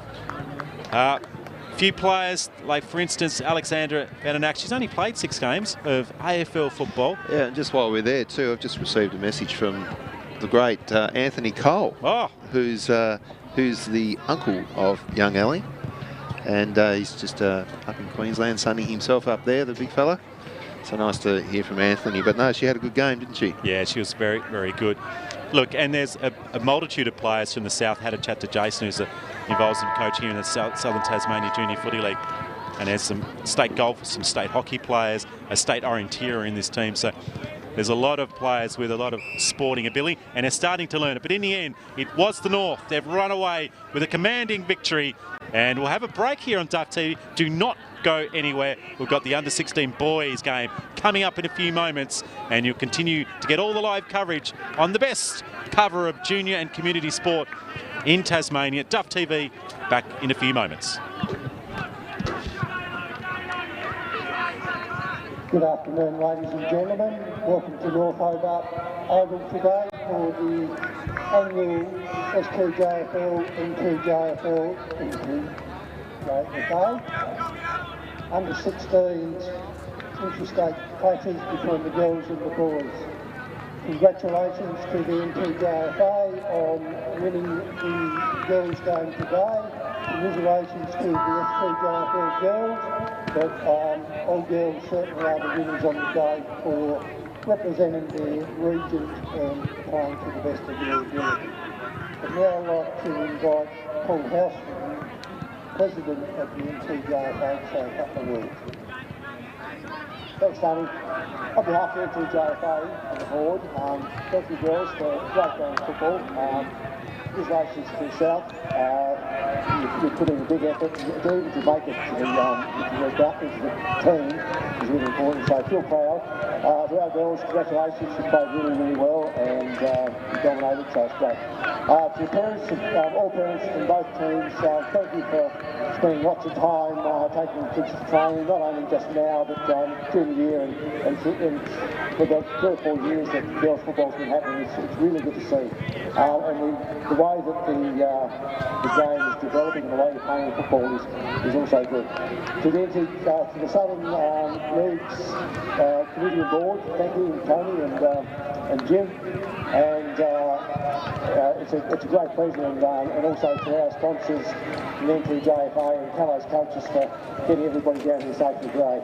Thanks, guys. Thanks, Paul. I'd now hand over to the STJFL President, Jim Hort. I think pretty much said it all. I'd just like to congratulate the NTJFA girls on a fantastic win today. Commiserations to the Southern girls. It's a win for all the girls footy in Tasmania. Fantastic effort. Great effort from all the girls that have put the hard work in to get to these teams.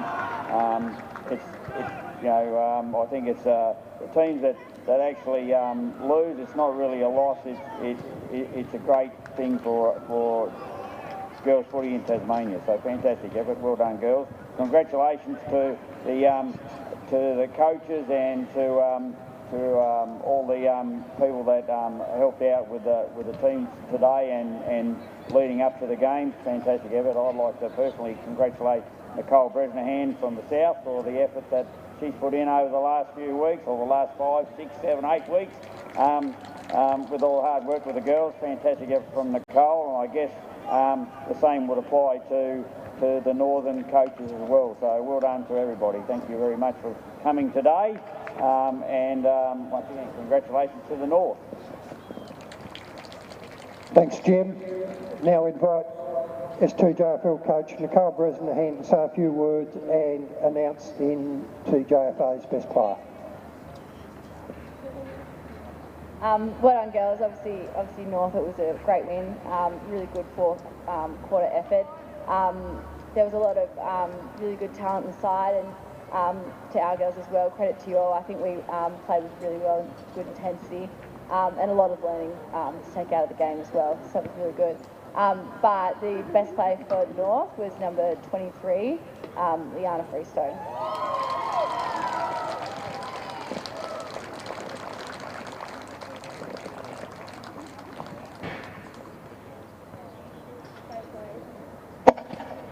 Just thank you to our girls, obviously, for playing such an awesome game, and all our coaches that, brought us here, but yeah, and South for such a great game, and the intensity you guys put on was just unbelievable. And yeah, you girls played really well. So thank you. Thanks, well done. Now I'd like to invite Adam Savage to say a few words and make a presentation to the STJFL Best Player.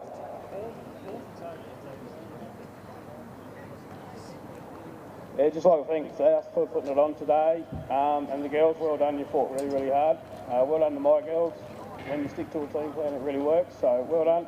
Thanks to all the parents for bringing them down, and my coaching staff, really well done. Thank you. And best on ground today was number 10, Casey Gray.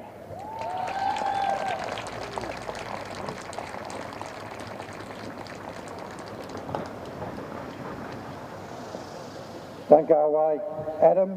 We'd now like to present the shield to the captain and the coach. Co-captains from the NTJFA, Gemma and April, like to come up with Adam.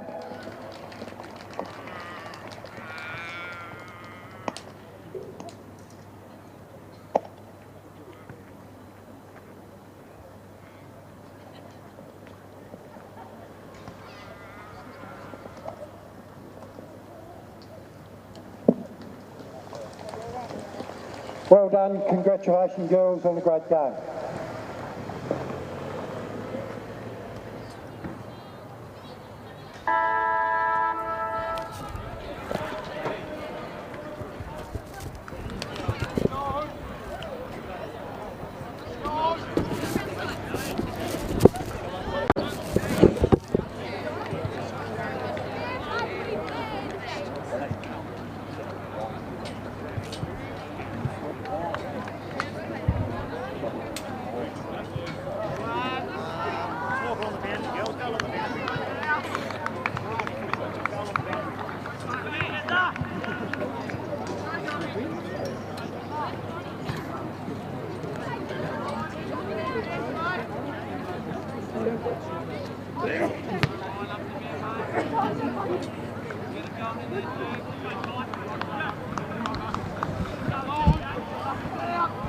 Welcome back everybody here to North Hobart Oval and game number 2 in the intra-state series here. The Southern Tassie Junior Footy League under-16 boys versus the Northern Tasmania Junior Football Association. We're about to kick off. We just had the girls game where the NTJFA won by nearly 860 points. It was a shellacking in the end. They were dominant. And I think I saw the best player on the ground at the end. It might have been Freestone, Leanna Freestone. She was by far the most prominent and dominant player in that second half. There's Dale Chugg. Daryl Griffiths there from both.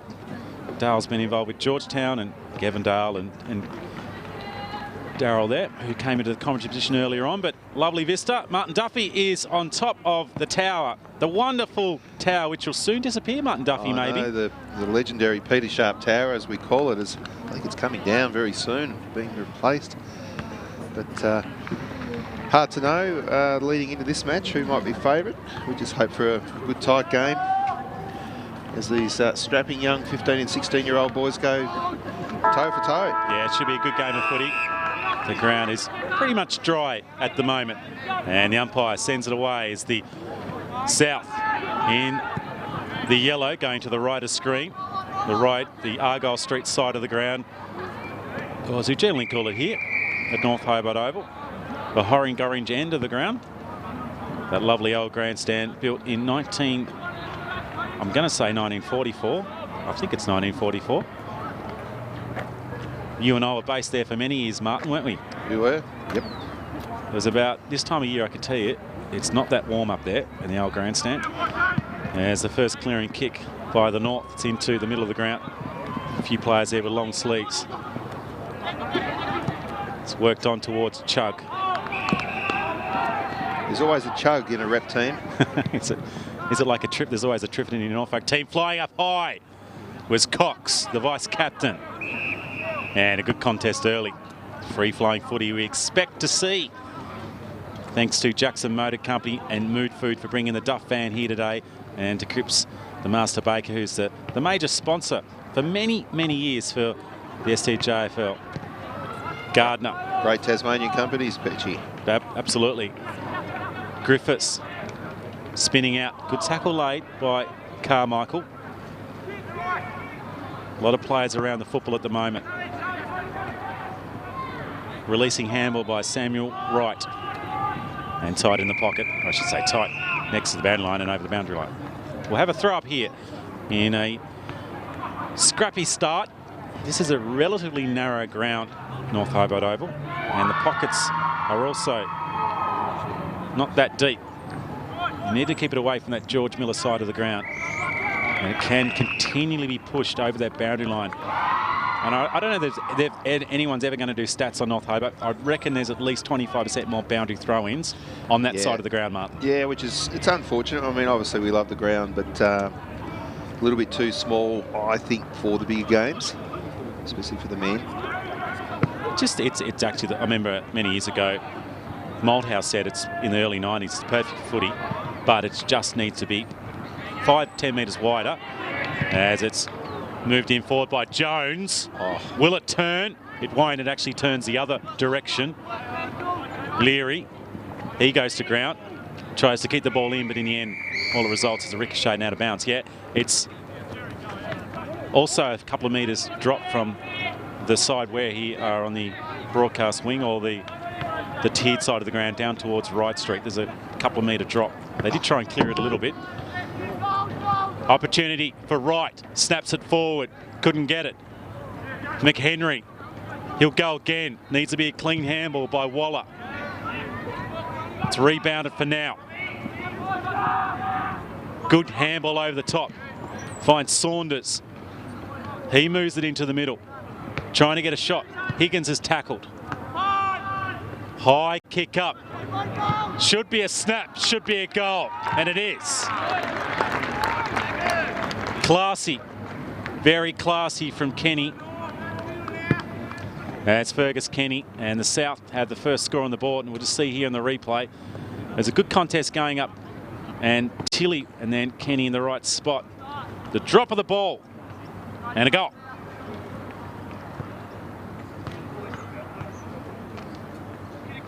So good start here after the NTJFA belted the STJFL in the ladies game, and now the lads here, they're trying to show their class. In the right contact was Clark. Now there's a whistle.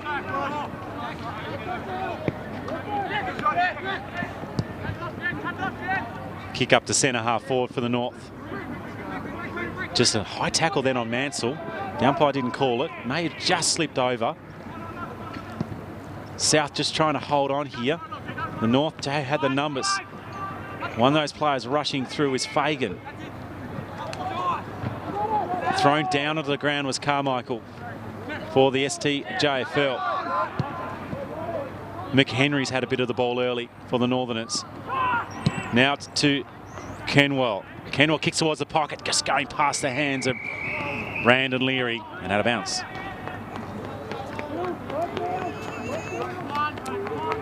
A bit of zest about this game, Martin. Yeah. Boys are up and about.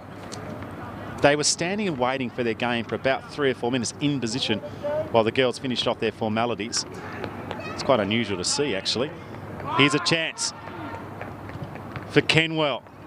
Kicks it to around 15. Quick handball over the top to Fagan. Snap on goal. And it is one apiece. That was Classley. Didn't have a lot of space to work in. He found a little bit, and the North have one. See that one in the Mood Food replay, Jero.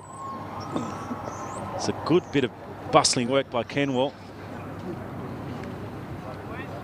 A clever snap on his left foot. I'll just get that player's number. Apologies, I haven't called him.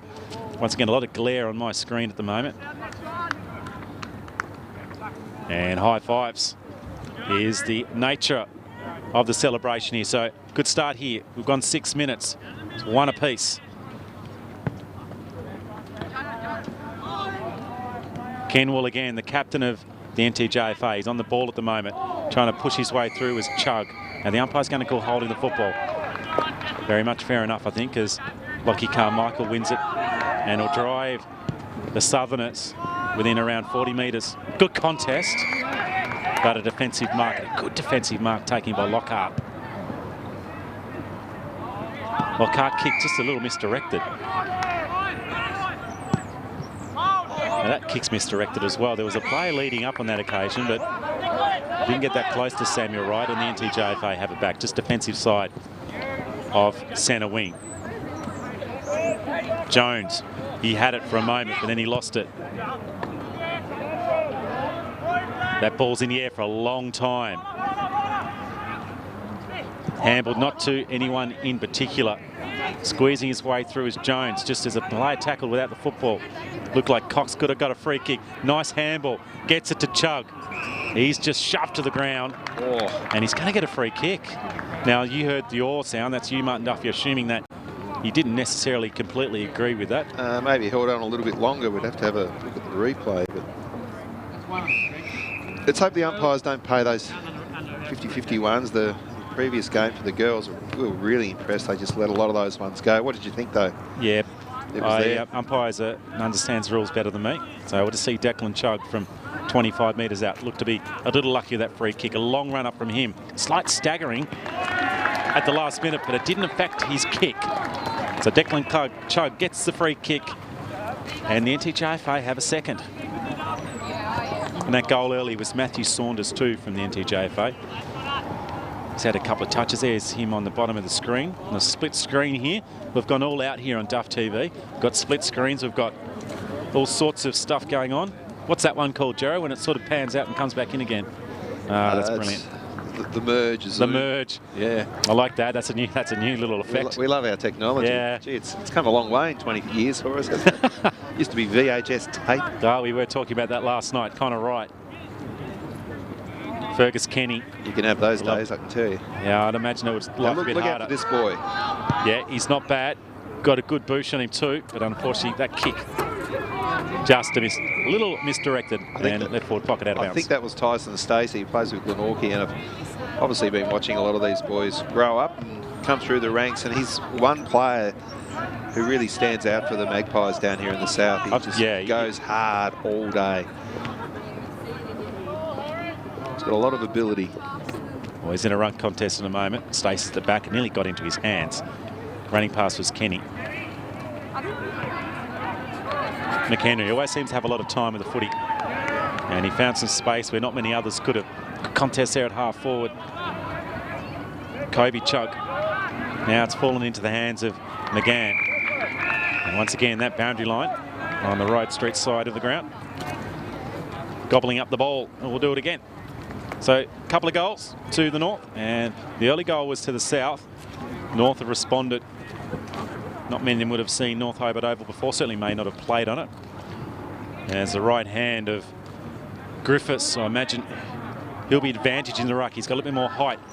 It's to Stacey. There he is again, Martin Duff, one of your favourites. Handballs over to Ryan Clark.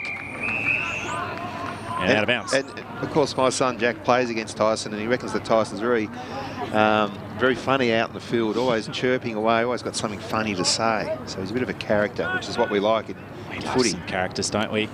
It has become a bit bland at times in the mainland one. Does his own commentary sometimes. Well, we'll get him up here. Matthew Saunders. He might delay a tackle, he does. That's a brilliant handball into Stacey. Not a lot of space to work in. Finds Digney. Wasn't it Billy Picking, the former Magpie with Collingwood, used to do his own commentary? Billy's ball, he used to call it when it came his way. This might have been play on. Now, the umpire said no. It was a good mark. He certainly worked his player out then. Just goes wide. Finds Waller. Waller slipped as he kicked that one. Might get it back again, Waller. He doesn't. Campbell, and a good smother out of bounds. I think as all junior football players, a lot of us commentated our own game, didn't we? It wasn't unusual. I lived out in the bush in the northwest, and we had a bush block and no one around us, so I used to run around kicking the footy to myself, waffling along, pretending to be the superstar of the local football team. Going to the ground is McHenry. Like his willingness to get to the contest, gets there again. That might be holding the footy. No, it's not. The umpire crosses his arms and crosses his chest. There's a few fans in front of us that wanted it. I think I wanted it too. I didn't mind that decision. No, definitely okay. Kenny He's had a few touches. Big climb. Good hands in the back though, I reckon. Savendra just gave that one away. Now that's okay. Finds Lockhart. Now might come back here again. McCann. That's clever from McCann. He just steadied and found Blake Campbell. Takes it on his chest. 30 out. Tight pocket, but a right footer. And another man with a very neat, well, that's an old-fashioned moulet, isn't it? Let's see what his kicking's like. Looks good. Looks very, very good. It's a goal. We'll just see on the move food replay, it's a really good build-up. Blake Campbell just found us some space. That was a great kick. Just took that extra step, and Campbell found some space away from very good defender in Lockhart. And we'll see the kick on goal. It was right on the money. I like that steady approach, Martin Duff, the old style steady approach. The slow run up, nice and straight. Yeah. Don't curve to your right or left, just everything's in nice straight lines. Good technique, good goal. Whitney went past it, needs to go back again. Lays a tackle. It was McHenry and Kenny. They've been good early for both teams. Clever pickup by Whitney. I should say Whiting. Some of the boys look similar out there with their headband, and the under-16s we know is in. It is made a recovery, hasn't it, the headband a few years ago? Under-16 STJFL footy. I'm not sure about the north of the state, but... No, I think the Northerners, they've got a few. They've got more sensible haircuts at the moment. I remember whatever you call sensible. One grand final for Clarence, I think a few years ago, we counted about 7 or 8. The man bun certainly disappeared, or the boy bun, it might be in under-16s. Didn't quite get a chance to get the footy, and it's going to go to the boundary line. Look, hair's important when you're a young lad. You've got to try and distinguish yourself. Be an individual, or maybe don't be an individual, as may be the case. And the headband may just make you feel like you're all pretty cool. Higgins. Kenny again. Spinning out of the tackle is Foothill. It's a good Cooper Foothill. I hope I get to call his name a few times later. It's a fabulous footy name. Finds Higgins. Is that a high tackle? No, it's not. The umpire just off the side of that one. Trying to pick it up was Aidan Waller. Holds a call. That's a good kick.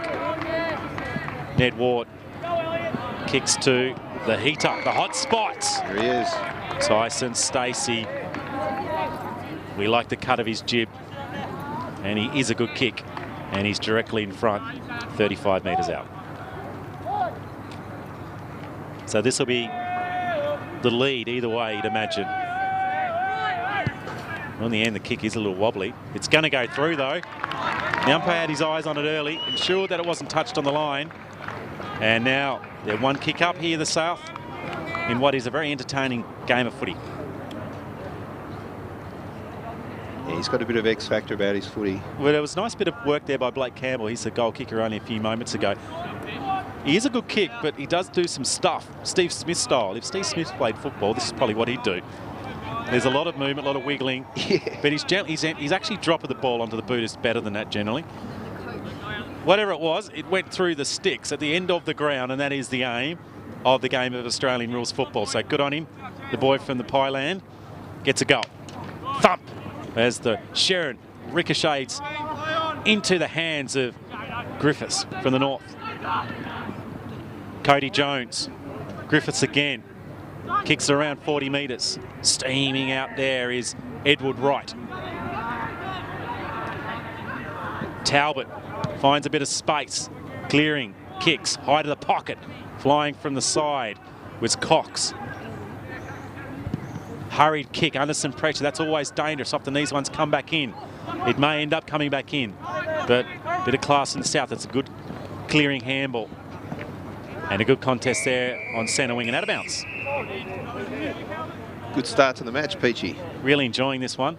Just go through some of a real broad range of or distribution of players here. There's Darryl Griffiths there just having a chit-chat. to the NTJFA boys. Yeah, real broad. They've come from a lot of clubs, which is a good sign of the depth of the competition up there in the north. Teams from North, Launceston, Prospect, North Lonnie players, Longford, Deloraine, Tamar. A range of players in that team, which is a good indication of a very even competition. What was your old club up there, I played Tamar Cats. They are now the Tamar Demons. But they used to be called the Cats. They were never really affiliated with the senior team, which has unfortunately gone defunct. We used to play at Beauty Point. A little suburban ground there on the edge of the town. There was a trotting track around the ground. Yeah. And he had to, there was only one light, I think, that worked ever. And you used to have to race across the trotting track, and you took a punt. There was no horses anywhere flying around, and you'd get on the ground, and with the one light and half a pumped up Sharon, which was pale in colour at best. She was tough old work. And we didn't have a very good team back at the back end, under 17s. I played full back, and I had a sore neck on occasions as teams used to flog us a bit. But it was good fun. Oh. We had good rivalry with Georgetown. I tell you what, there was a few dust-ups every time the Tamar Cats played Georgetown, or the Tamar played Georgetown. We'd go back to the footy here and deep in defence. That's a good clearing kick, nearly marked by Chug of the Declan variety. Tries to get back down and get that football again. As that's a little push in the back, a little sneaky push in the back, and that's going to be a free kick here to the NTJFA. A dust-up. What's a dust-up? Usually involved in someone getting sent off or suspended. I'm always poking you, aren't I? We don't want that. We want to see hard, fair footy like we're seeing out here today. Yeah, I was a bit soft on the footy field, to be honest. Me too. Yeah, when there was a fight, I generally stayed well aware. I was one of those ones to scrag people and drag them off, and someone who's belting someone else ensured I was avoiding a fist as Saunders on the edge. Kenny. And a throw up here around 55 out. In the ruck contest is Griffiths. Neat handball by Whitney. That's Jacob. Just releasing it backwards. That's clever to Fisher. And a driving kick to half forward. The South looking to try and get this lead out to a couple. It's been a pretty even contest so far as Savendra attacking it with the helmet on. Snap just partly smothered. Griffiths gets it. He's tackled. Manny's kick is a little ill-directed. It's bashed back in by Campbell. And it's going back and forth between half-forward lines at the moment. Not a lot of system between either team. It looks good when it's contested, but not a lot of system when it gets out in the open. There's a big climb. Just running past was Ryan. He nearly had it for a moment. Still an opportunity. Dribbling goal. Oh, no. Do you dribble on that occasion, or do you try and just stick it through with a normal drop punt? Is it Jason Dunstan that hates it? Yeah. Yeah. I don't know. I don't dislike it. The players know what they're doing, but maybe just need to take an extra step and steady and try and straighten up, kick a drop punt. Anyway, we're back in. Nearly a mark taken by Griffiths. He's good, Griffiths. When the ball goes in the air, he's very quick to go down the ground as Whitney.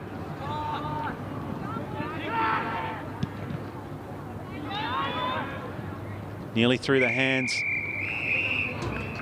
of the other 28 for the other side. Big Donny, Liam Donaghy. He's a big lad, isn't he, Donny? I think he's back in the ruck now. And that is a really entertaining first quarter here in the intrastate junior football representative under 16 game.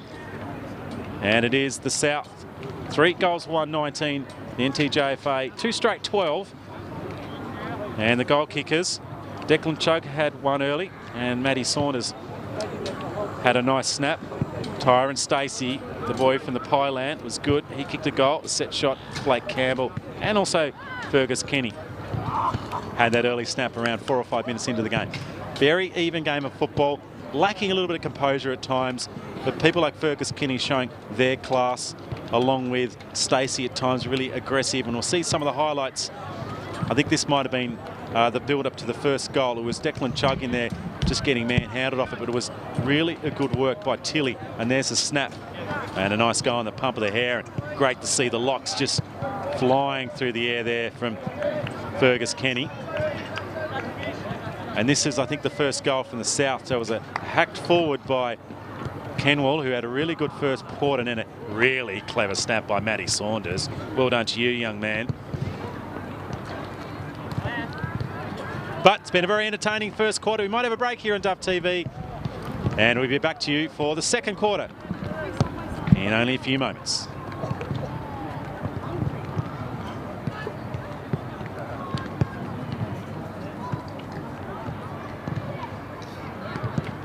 And the NTJFA have a second. Yeah. Tight pocket, but a right footer. And another man with a very neat, well, that's an old-fashioned moulet, isn't it? Let's see what his kicking's like. Looks good. Looks very, very good. It's a goal.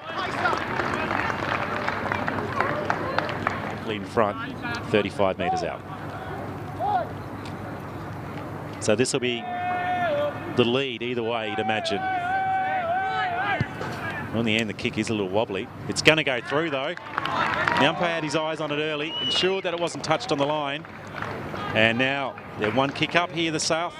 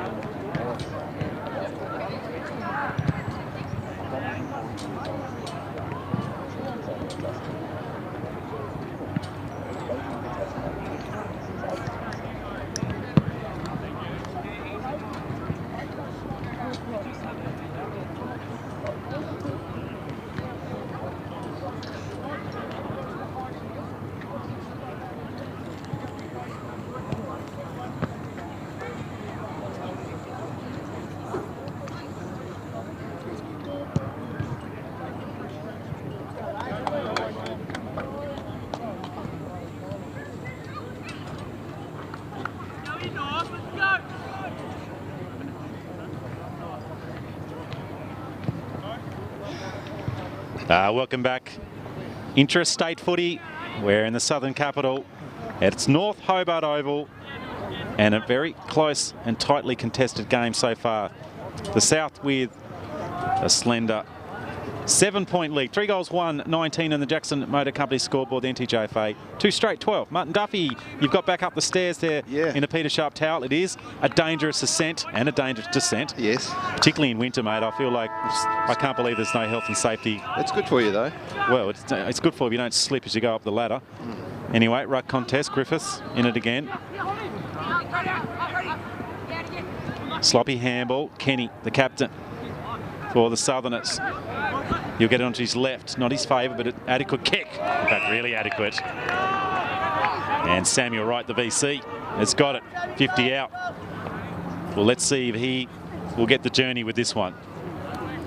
So a nice moment there where we saw the class of Fergus Kenny able to find space, gives himself plenty of time, always looks balanced, and he's found the hands of Samuel Wright.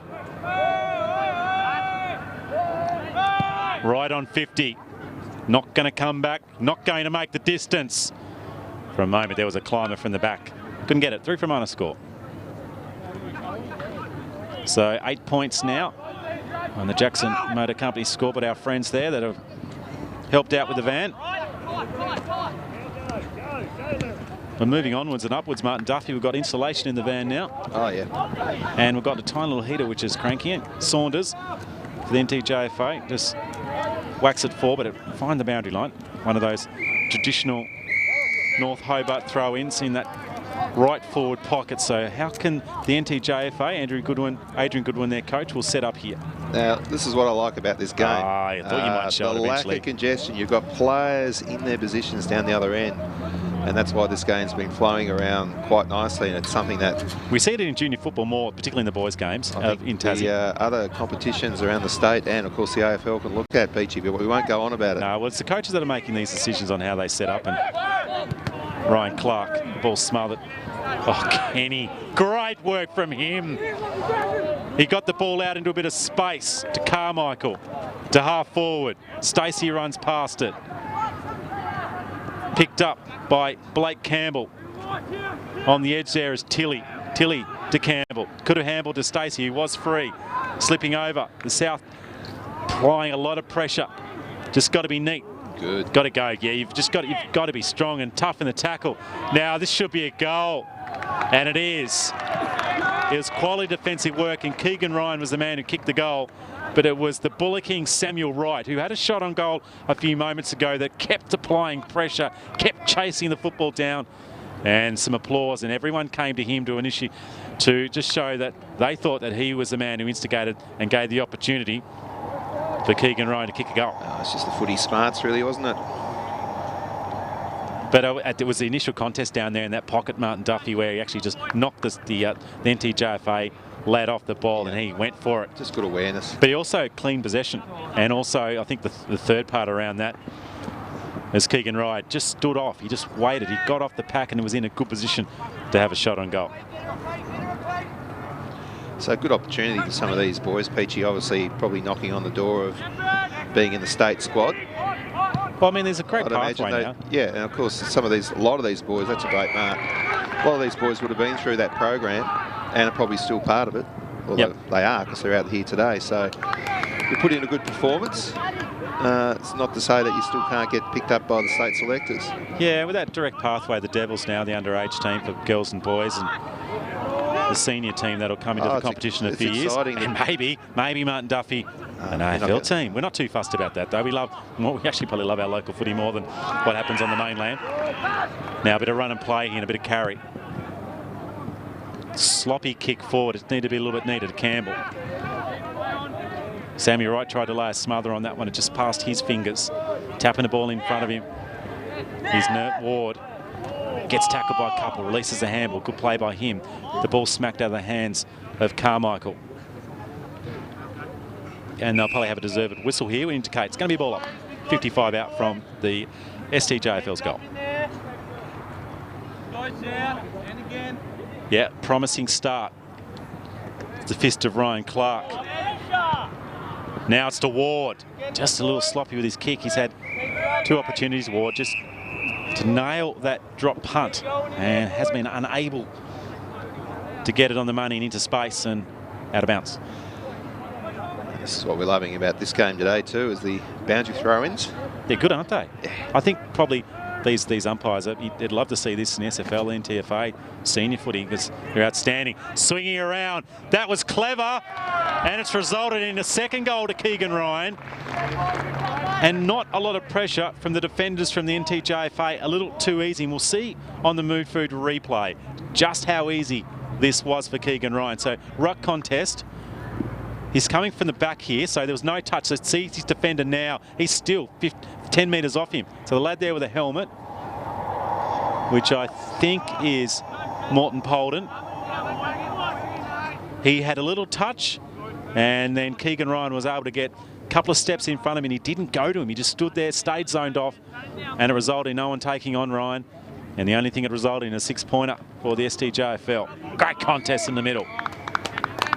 Good tackle. Who won this match last year? It was in Launceston, I think. Yeah, I think Tubes did that game last year. That's right. Famous halftime interview, wasn't there? Was that his brother? He's his brother.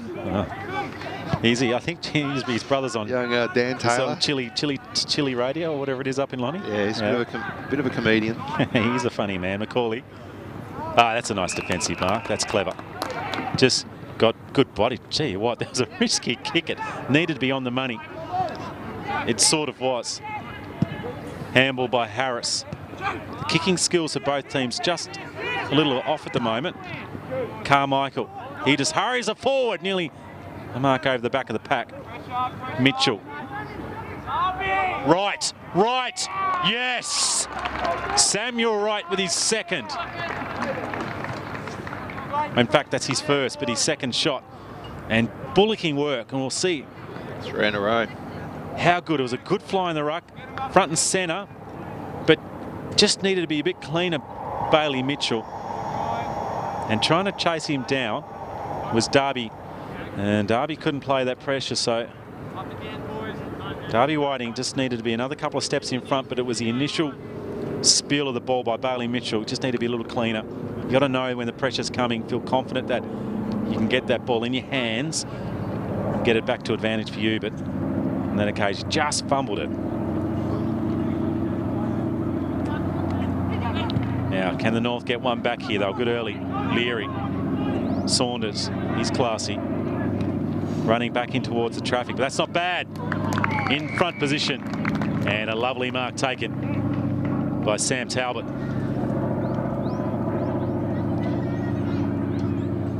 Got a big plane here. Oh, we'll come back to that. Nobody's interested in planes, but it's not the regatta, is it? No. So shot on goal, North to respond. They need it. And they're going to get it. Just over the top of the fingertips of the defenders for the South. And NTJFA get a response. Very neat response there by Harris.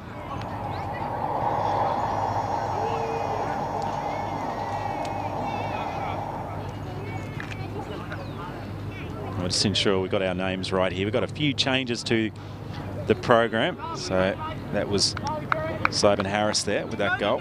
Here we go. What's that, Jero?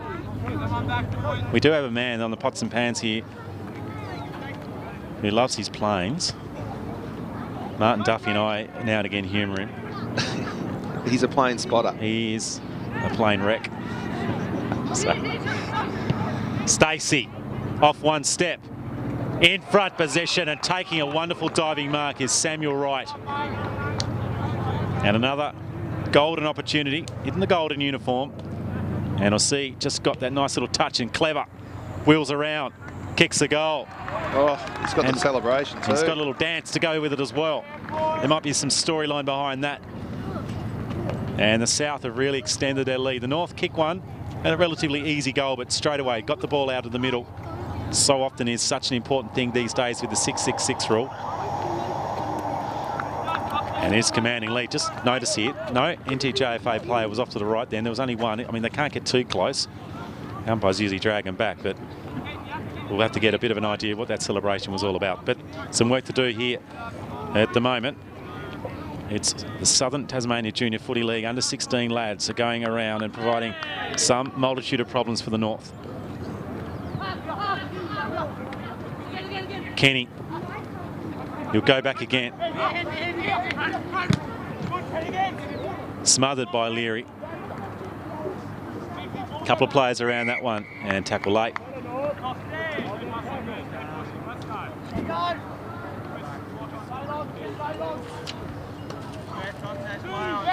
There he is again, the captain, Fergus Kenny, bustling his way through. I think they just wanted a little bit more at the moment, the Southern boys. Well, Stacey got tackled, threw it up, got the handball away, and then his kick was smothered. That was entertaining. Finds Chug. Stacey will go in again, just toe pokes it, tries to keep it in front of himself. He'll try and grab it again. Maybe a bit too clever, bit of a push and shove. Now there's a hold off here. Stacey is involved in a bit of a conversation.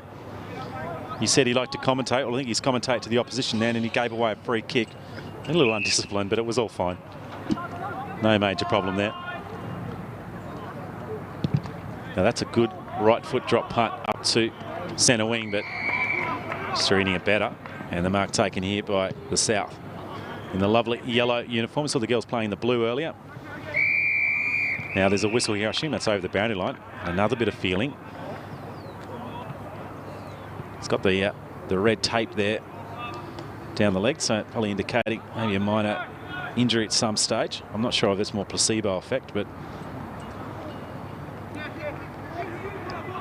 running out and trying to win that one was Harry Gardner. Oh, big Donny. Spilled off the football as Donny. He's down here. He's still down. I hope he's okay. Kicks it up to half forward. It's neatly worked out here by Ryan Clark. Now Donaghy's up, so that's good. He's going to maybe even get onto this one. That's a clever kick in.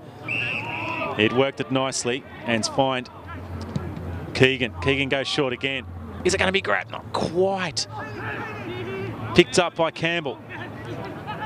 The North, though, repel and they'll clear it for a few moments. Let's see if they can get it down to their forward lines. Out to centre wing. 1 on 2. Got to help. That's the call. This is where they're set up quite well. And a neat couple of handballs to the player in advantage is Harry Fisher. There's a player all by himself, and unfortunately, he is so far by himself. Donaghy, he dropped it. Now it's hacked up to, and that's nearly a defensive mark.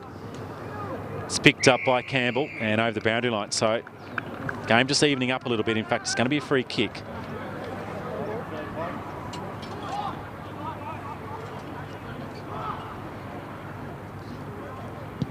Driving the ball out towards that right straight side, nearly holding on to that was Cox. Whitney, string of handballs, gets the ball to 50, kicks the pocket, just getting his fingers on it. Here's Ned Ward.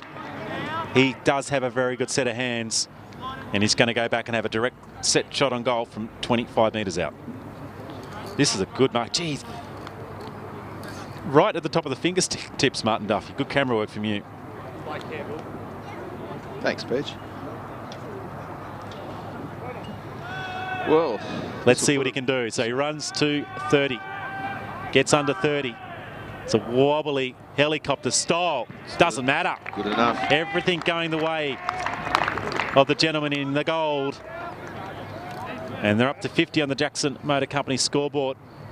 Very laconic approach, Matty Richardson style. Reminiscent of Matty Richardson around 1994, that haircut as well. And it had a propeller style of movement as Jero getting excited that it replicates for him a plane. You can see what you want to see, I suppose, if you're... He's doing a good job though, Higgins. Carmichael just whacks it forward off the ground. Ned's in there again. Maybe holding the football. Higgins. Stacey pushes off one, loses the football. Still a chance. Just need to handle it off then. Could have been a little smarter than Lockie Carmichael and just get the handball away, but couldn't do it. And that was a poor kick. That was 1 on 3. Pushes around one, runs right to the pocket, kicks it to the top of the square. Nearly grabbed hold by Ned Ward. Now it's picked up by Ryan. Gets it back to Ward. They're sharing the ball around. Thrown off that one was Tilly. The North are just hanging on at the moment. Dishing that one away is Carmichael. Stacey with the tackle. The kick is still going to come back again. So over and over again, too much pressure. from the Northerners as they're relieving the football out of their defensive 50, and they're not able to get it that far. Griffiths over the top. Saunders will have to go in and get that one. Just running in front of him, keeping in front of himself is Jack Lewis. Gets it onto his right boot. And that is good vision. And it finds the hands of Leary. They need a goal just to keep in touch, don't they? Well, they do, and I think they can, because here's their opportunity. The NTJFA. Here we go, advantage pretension there for Fagan, but coming through at the last minute was Harry Fisher. Defends gamely and then retrieves. That is a lovely, neat bit of football and needed to be classy. Savendra kicks it up to half forward. Good climb, not paid by the umpire. And out of bounds. So the North hanging on desperately here. It is a decent margin. And they're relatively short quarters too, so feels like they're a long way back at the moment.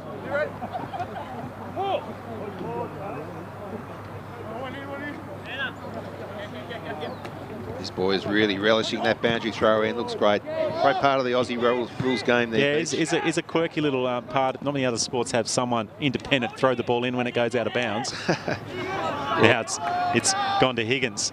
Higgins from 35. Bit of pressure on him to result in the kick. Just going to the right-hand side.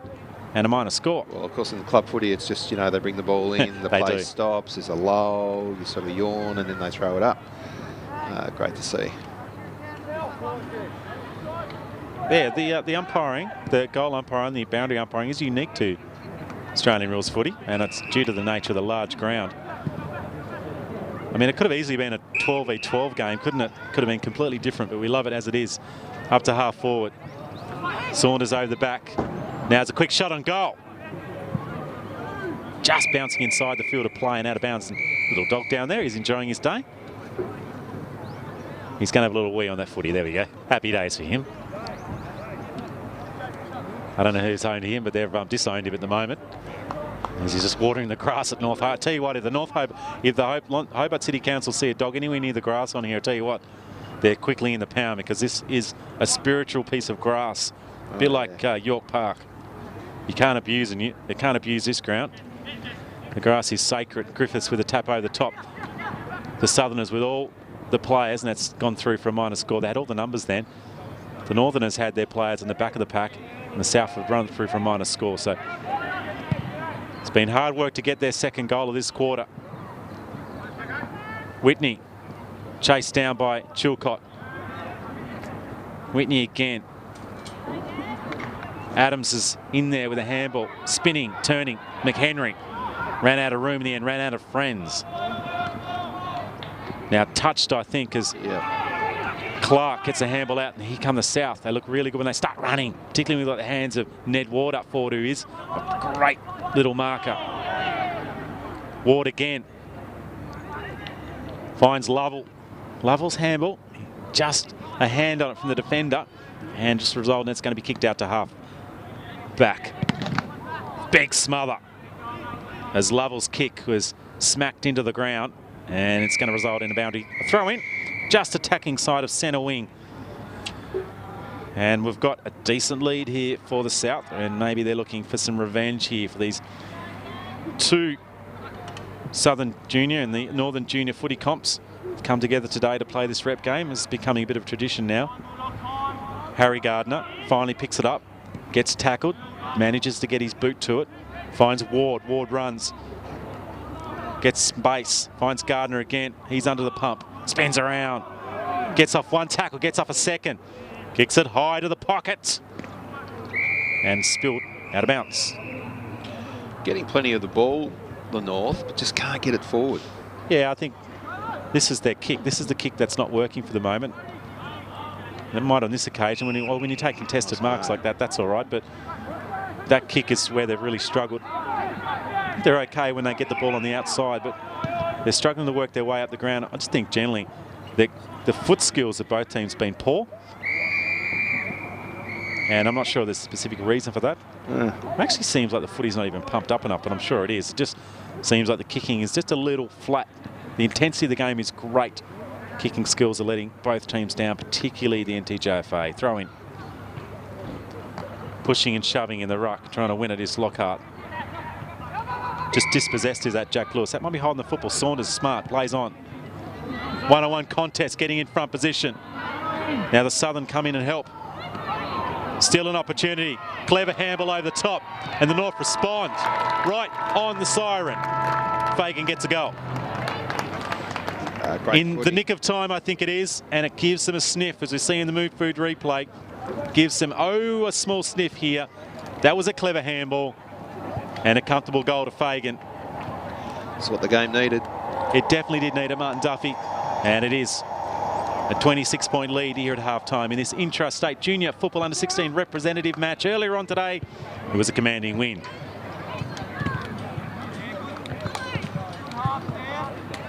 Just quickly through the goal kickers, singles only. Chug, Fagan, and also Saunders won early. Kenny, Wright. Tyson Stacey's got one. Blake Campbell. Keegan Ryan, to see some of the highlights. This is Kenny. That bit of work from Kenny was outstanding. I think this actually resulted in a shot on goal. Another player has been pretty prominent is Blake Campbell. He gets onto this one. He just sort of bashes it forward. The pressure again, it was a little bit of the girls' game. There was just so much pressure from the girls at different stages from the south that just continually put the pressure on. It's a neat bit of work from Keegan Ryan, but it was actually the Bully King Samuel Wright who was so motivated to get the footy, and you could see the team coming around and congratulating him, even though he didn't kick the goal. It was his efforts to dispose of the ball.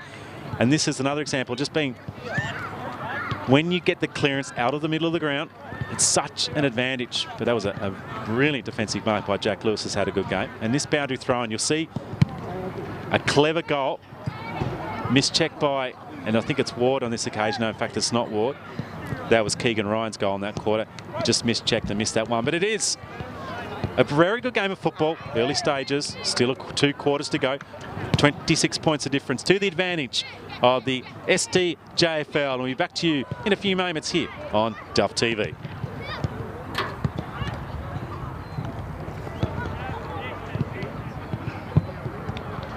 Samuel Wright with his second. In fact, that's his first, but his second shot. Leary, Saunders, he's classy. Running back in towards the traffic, but that's not bad. In front position, and a lovely mark taken. No. So shot on goal, North to respond. They need it. And they're going to get it. Just over the top of the fingertips of the defenders for them south. And NTJFA get a response. So, Stacey off one step. In front position and taking a wonderful diving mark is Samuel Wright. Off one step. In front position and taking a wonderful diving mark is Samuel Wright. And another golden opportunity in the golden uniform.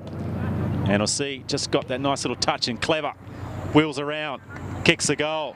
Oh, he's got the celebration too. He's got a little dance to go with it as well. Yeah.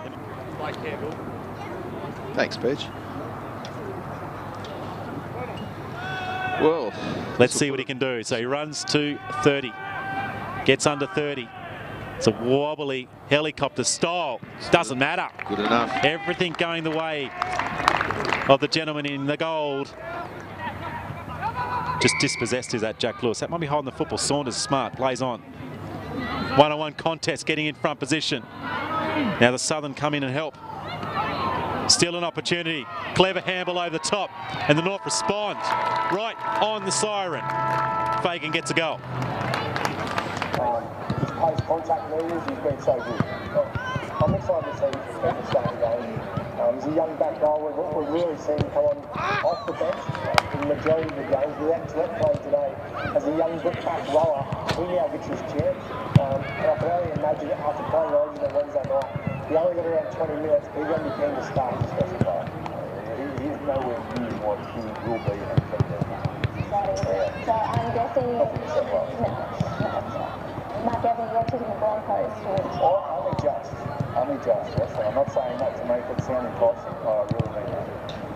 Yeah, I'm going with Broncos. I just think, I agree with Gav. It looks to be a close game because I'm just not confident that the Broncos can score a big point. I might be made look very soon, but I think they'll show a lot of effort and be very good defensively. But I think the Broncos are going to get this one. I think the Broncos are winners. You usually go the other way. Don't go with the crowd. I'm disappointed in you, mate. Sorry, I'm just going to go Broncos to win. I'll go Titans. Kevin James sounds about right. Well, for the Titans, they want to get back in the winner's circle today. The Broncos, can they make it 4 in a row? Now, don't forget to get involved with the KFC viewer verdict. You can decide try or no try at the same time as the game. Just jump onto the website and play to win. Stick around here on the KFC Sunday Ticket. After the break, they're live at Suncorp Stadium for kickoff.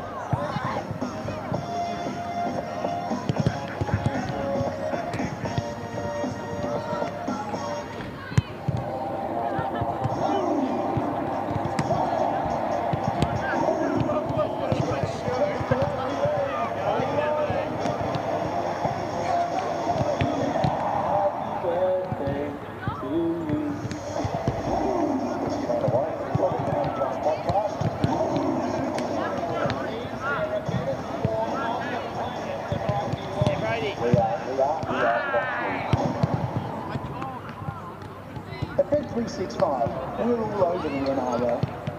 Our amazing early payout really gets pulses racing.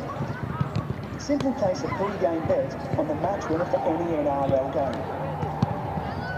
If your team leads by 14 points, we'll settle your bet as a winner, even if your team then loses. We're the world's favourite betting company for many reasons.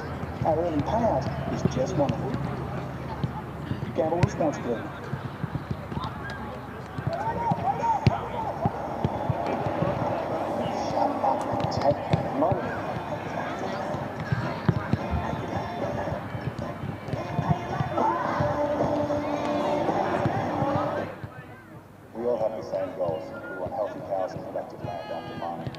Giving back to our communities for future generations. Once the mining's gone, this beautiful rehab land is here to stay. There's more to Australian mining. Authorised by Company Constable, Village Council of Australia, Canberra. You can make such a big difference without spending a fortune. Eligible insurance tax, only $72.07 per day. Quotes are just $29. Where you find competitors' lower price in the same stock market, we'll beat by 10%. Lowest prices are just the beginning, that's our policy. It's on in Sydney. Stay with us in Game 3.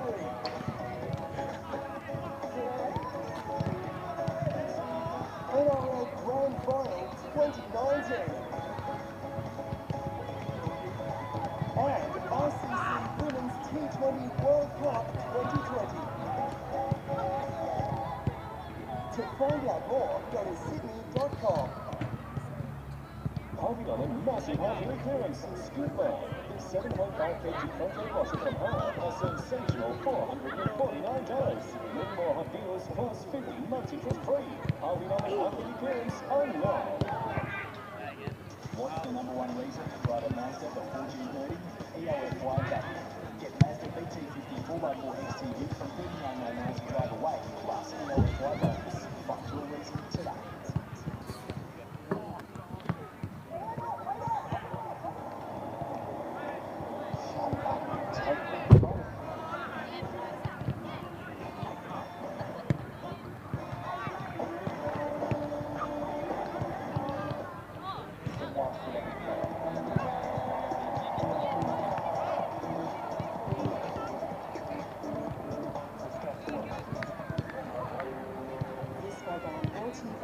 Mazda BT50 is your ute built like a BT50. KFC is 100% Aussie chicken.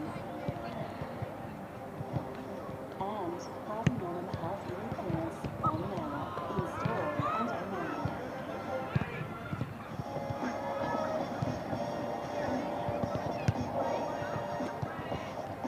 It's a rare Sunday afternoon slot for the Broncos as they play host to the Titans in a Queensland derby.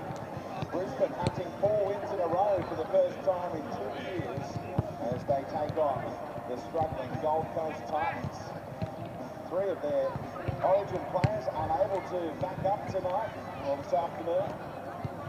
They are Gillett, Oppenham, Gowie and Oates. So the Titans will be picking Corey Parker, but they're half advancing. Yeah, the local derby always throws up a little spanner in the works. No better time to play rugby league, Speedy, other than Sunday afternoon here at Suncorp. You mentioned about the Origin players, a bit from the team. They've still got a handy line-up as the Gold Coast Titans, well, there's all sorts of troubles down the highway. Really big opportunity to get a big runner here this afternoon. Big inclusion as well for the Gold Coast Titans. They weren't expecting Nathan Peets back from a pec injury this early, but he does return. He's straight into the starting lineup today. And they have an Origin player backing up in Jai Arrow, and another who was part of the Origin set-up last year, Jared Wallace, keen to impress after a big game last week. Yeah, certainly, and the Titans come here this afternoon under no pressure at all to win this game. The Broncos heavy favourites, Jared Wallace, there's his stats from last week, 197 run metres, 2 tackle busts, offloads and 22 tackles. He'll be a key player for the Titans through that middle of the ruck. And Jai Arrow will be there in unison with him. Of course, playing on Wednesday night for Queensland. Some good stats from Origin 1. And he'll be, again, another one of those Titans forwards that need to stand up through the middle to try and contain this massive Brisbane pack. There'll be no bigger opportunity for that man we just mentioned, Jared Wallace, against his old club in front of his friends. Peets returns after a long way off for a pec injury. Here comes the home team. And they have a milestone man. 250 for Alex Glenn, the 8th Broncos, to achieve that milestone. And he's lapping it up with Miller and Giselle as well. And he was teary about an hour ago when his mum presented him with his jumper for this game. Not a dry on the eye in the house as Anne handed over the jumper. Yeah, real special moment there for Alex Glenn in game 250. A tremendous teammate, friend, but not only that, international and great player. You'll be there with him, Corey, round 1, 2009, I imagine. Yeah. Straight out of the 20s, Broncos under 20s into first grade. He's been so consistent over that time for the Broncos and for New Zealand as well. He's quite a team player. His good mate Jordan Carr, who was here to cheer him on as well, former Bronco, now an injured Cowboy, but he's made the trip down to watch Alex Glenn in game number 250. There he is. He's brought the capper along to capture. Broncos organise those corporate boxes for the big occasions. Great to see. 5 and 6 on a 3-game winning streak, and they keep it going against the team from down the highway. Kick-off taken by Jacks, who's in the halves, starting in the half-back role with Ash Taylor for the foreseeable future of the Gold Coast Titans. We wish him well. Round 4 last year. They got their only win in the last 9 games against Brisbane. That was at this venue. Philip Sammy coming up with a hat-trick on that occasion. Aggressive defence from Dearden and Fafita. Grave on the left edge. Peets. Garth Brennan was just delighted to get Peets out there because there aren't a lot of talkers at the club at the moment, but Pete certainly is. Said some of his teammates are afraid of him. He's so aggressive with his chat out there. Now, here's the first touch as a Bronco for Richie Kenner. Filling the boots of Corey Oates on the left wing. Oates picking up that injury with that spectacular try-scoring sequence on Wednesday night, Kevin. Yeah, enormous effort from Corey Oates, unfortunately. An injury to the hip. He might be playing today, but Richie Kenner is a formidable player at this level. First game for the Broncos, but he's played NRL couple of clubs, so really felt proud on that left wing this afternoon for the Broncos. That's his 4th club, 18th game today. Rita Pangai, and the Broncos up towards halfway. 19-6, they own the head-to-head. Pressure on Dearden, smashed by Hickrae. And that tackle was fine. And Dearden's back to his feet. This 18-year-old doesn't mind mixing it up. There's some great sides from Tom Dearden, the famous stage in his career as they see Johnny Staggs away. Penalty to Keegan Hipgrave. He treads a fine line, doesn't he? At this stage, that's all above board, just letting the umpire know. There's big pressure. A big part of today's game is that pressure. Good job there, Hipgrave. See what the Tigers got here for in their first set inside Brisbane's. Last week, went down 6-4 against the Cowboys. They were blind at the game, missed some crucial late shots at penalty goal to tie it up. Now Jacks goes to Roberts. Plenty of numbers out there on the left-hand side. Hipgrave tried to crush his way through. Now Arrow, met by Lodge and Haas. Roberts. Jacks, bit of a hole, but closed in time. Tackle by the milestone man, Alex Clinton.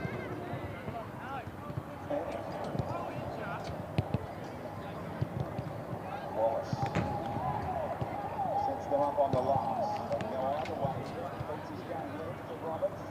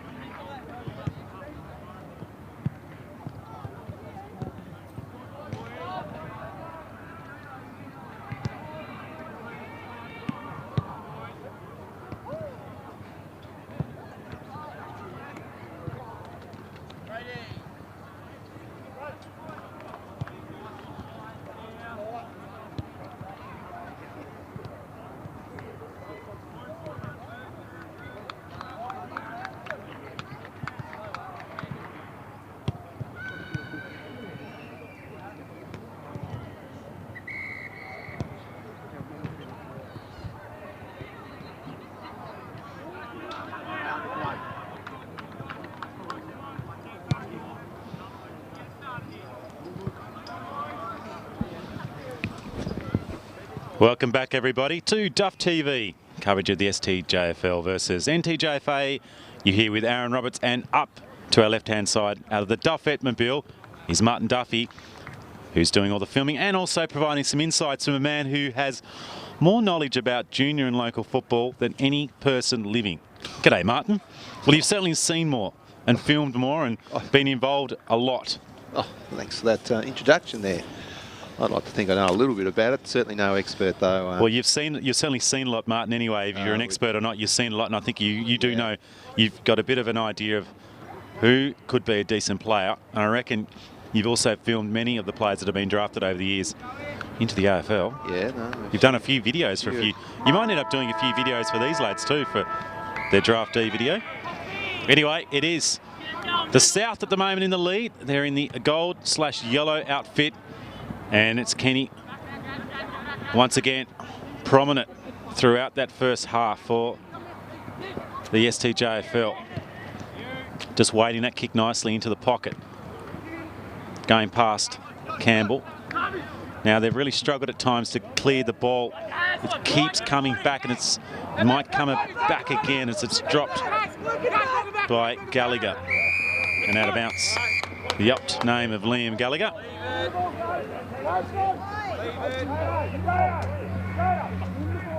You see the bench there, the roaming camera down there on the STJFL bench. Just a hand over the top there, misses Kenny. Carmichael just handballs into a little bit of space. Probably could have kicked it because the handball didn't necessarily favour either side. On his backside is Morton Polden. Now it's Carmichael again. This time he does kick it. Both teams struggling a little bit with their kicking efficiency as it rolls out of bounds in front of Tyson Stacey. The commentator. The commentator. That could be his nickname. He's probably going to listen back to this and go, what are these guys on about? Yeah. He'll probably say, maybe we'll get him up in the commentary position, Martin, when we do a junior game. Yeah. Or mic him up. Yeah. Next time. Oh, mic him up in the game. That'd be interesting. That'd be groundbreaking. Harry Gardner coming through with some pace. Working it is Liam Gallagher again. Neat handball by Carmichael, though it's just put some pressure. Is that out of bounds on the full? It's unlucky because Fergus Kenny just tapped it onto the right leg there of Leary. We'll just see here on the Move Food replay. He's a little unlucky. You see, kept it in and then boom, onto his foot. Out of bounds on the full. You can see he's roll his head back going, oh, come on. Kicks into the pocket. Climbing up was Ryan Keegan. Just keeps, I think actually the players thought that may have been out of bounds. Talbot gets it out, tries to find Leary. Leary's being tackled, probably holding the football. They all wanted it, the crowd wanted it. There are a few more people. That was nearly a throw. Talbot away. Digney. Now it's snapped further afield. It's going to be out of bounds on the full. That was a wasted opportunity for the NTJFA and out of bounds. And the STJFL will have the free kick, as we can see the scoreboard. They're 8-3 to 4-1, so they've extended their lead. In fact, the scores are level, so 26 points the difference is the margin at half-time, and it still is that margin. Now, this is interesting. He's kicked it to himself. He's done it deliberately. That was neat. He's going to get a handball back. Had nowhere to go. McClawley there. A couple of possession and a really good kick. Finds Ned.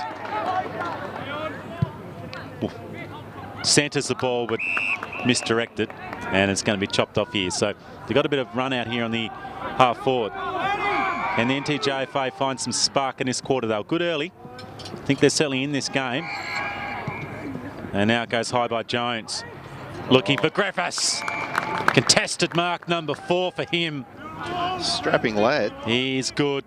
He's been in the ruck. We just see him floating in from the side. And it was in the end probably a little too easy. No contest and no contact from Harry Fisher.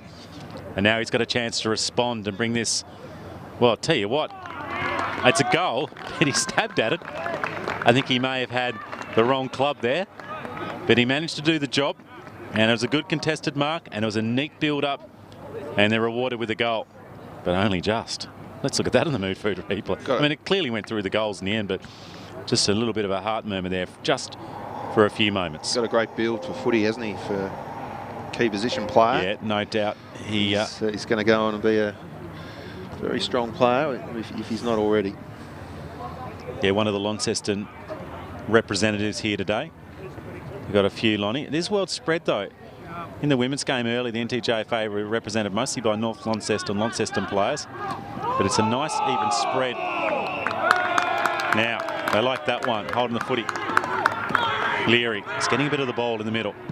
It's going to go laterally towards the right street side of the ground. Bit of a mini run on here. Yeah, Morton Polden just missing that kick again.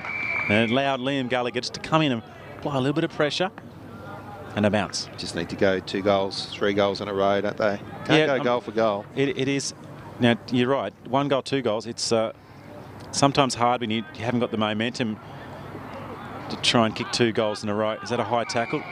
Fergus Kenny gives away a free kick. That's a lot of players around the ball. It was probably the wrong option there, and I think they were a little stationary there in the NTJFA. They needed just to create some space and maybe run at the football, or just play the ball around and go a bit more laterally and try and work it in with a shorter stab kick. But it's been worked across that site and in front of us now. As Martin Duffy zooms in on the camera, down to the action here from the Peter Sharp Tower, which there is talk it's going, and there will be some redevelopment, but we haven't seen it yet. They're also putting a lift up into Doug Place to stand too. Oh, my Which word. has been talked about for 25 years. No, that's been there 30 years now, that stand. The most hated stand in Tasmania. I sat there in the 1990 State of Origin game. Yep. Yeah, it was in fact, it's a hated grandstand, but I've sat and watched a lot of the old Southern Footy League grand finals in the early 2000s. I always felt it was a good spot to watch the game from, but some redevelopment still occurring. The club rooms have been done up here at North Hobart to be a bit more friendly. As that ball's wide, just a little over the top of the hands of Stacey. Whipping his hair through that one was McHenry, quickly onto his right boot. And a kick somehow stays in. Talbot. Chance for the NTJFA. Once again, the kick smothered. Connor, right, keeps it in front of himself. Can he pick it up again? Kicks off the ground, and just cutting off was Harry Fisher. He rebounds with a short kick. Finds one of his teammates who goes further afield up to centre wing. Wasn't sure where that one was.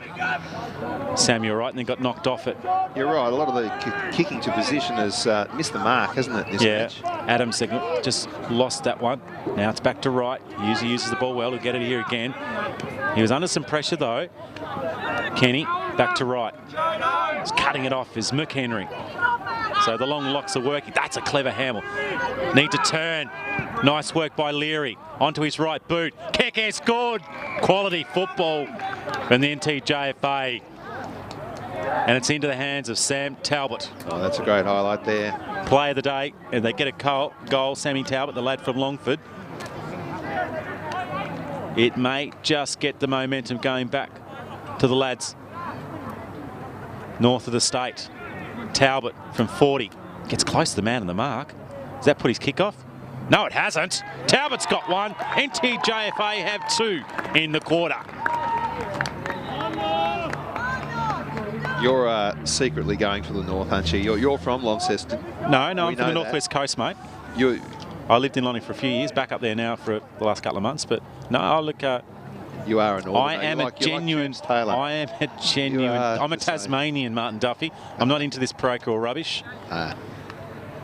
Lovely things about both ends of the state.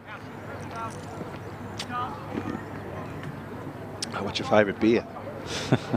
Oh, we can ask that question. It's a dual response. It's equal Cascade Pale Ale and a Bogues Red. Oh. They were equal.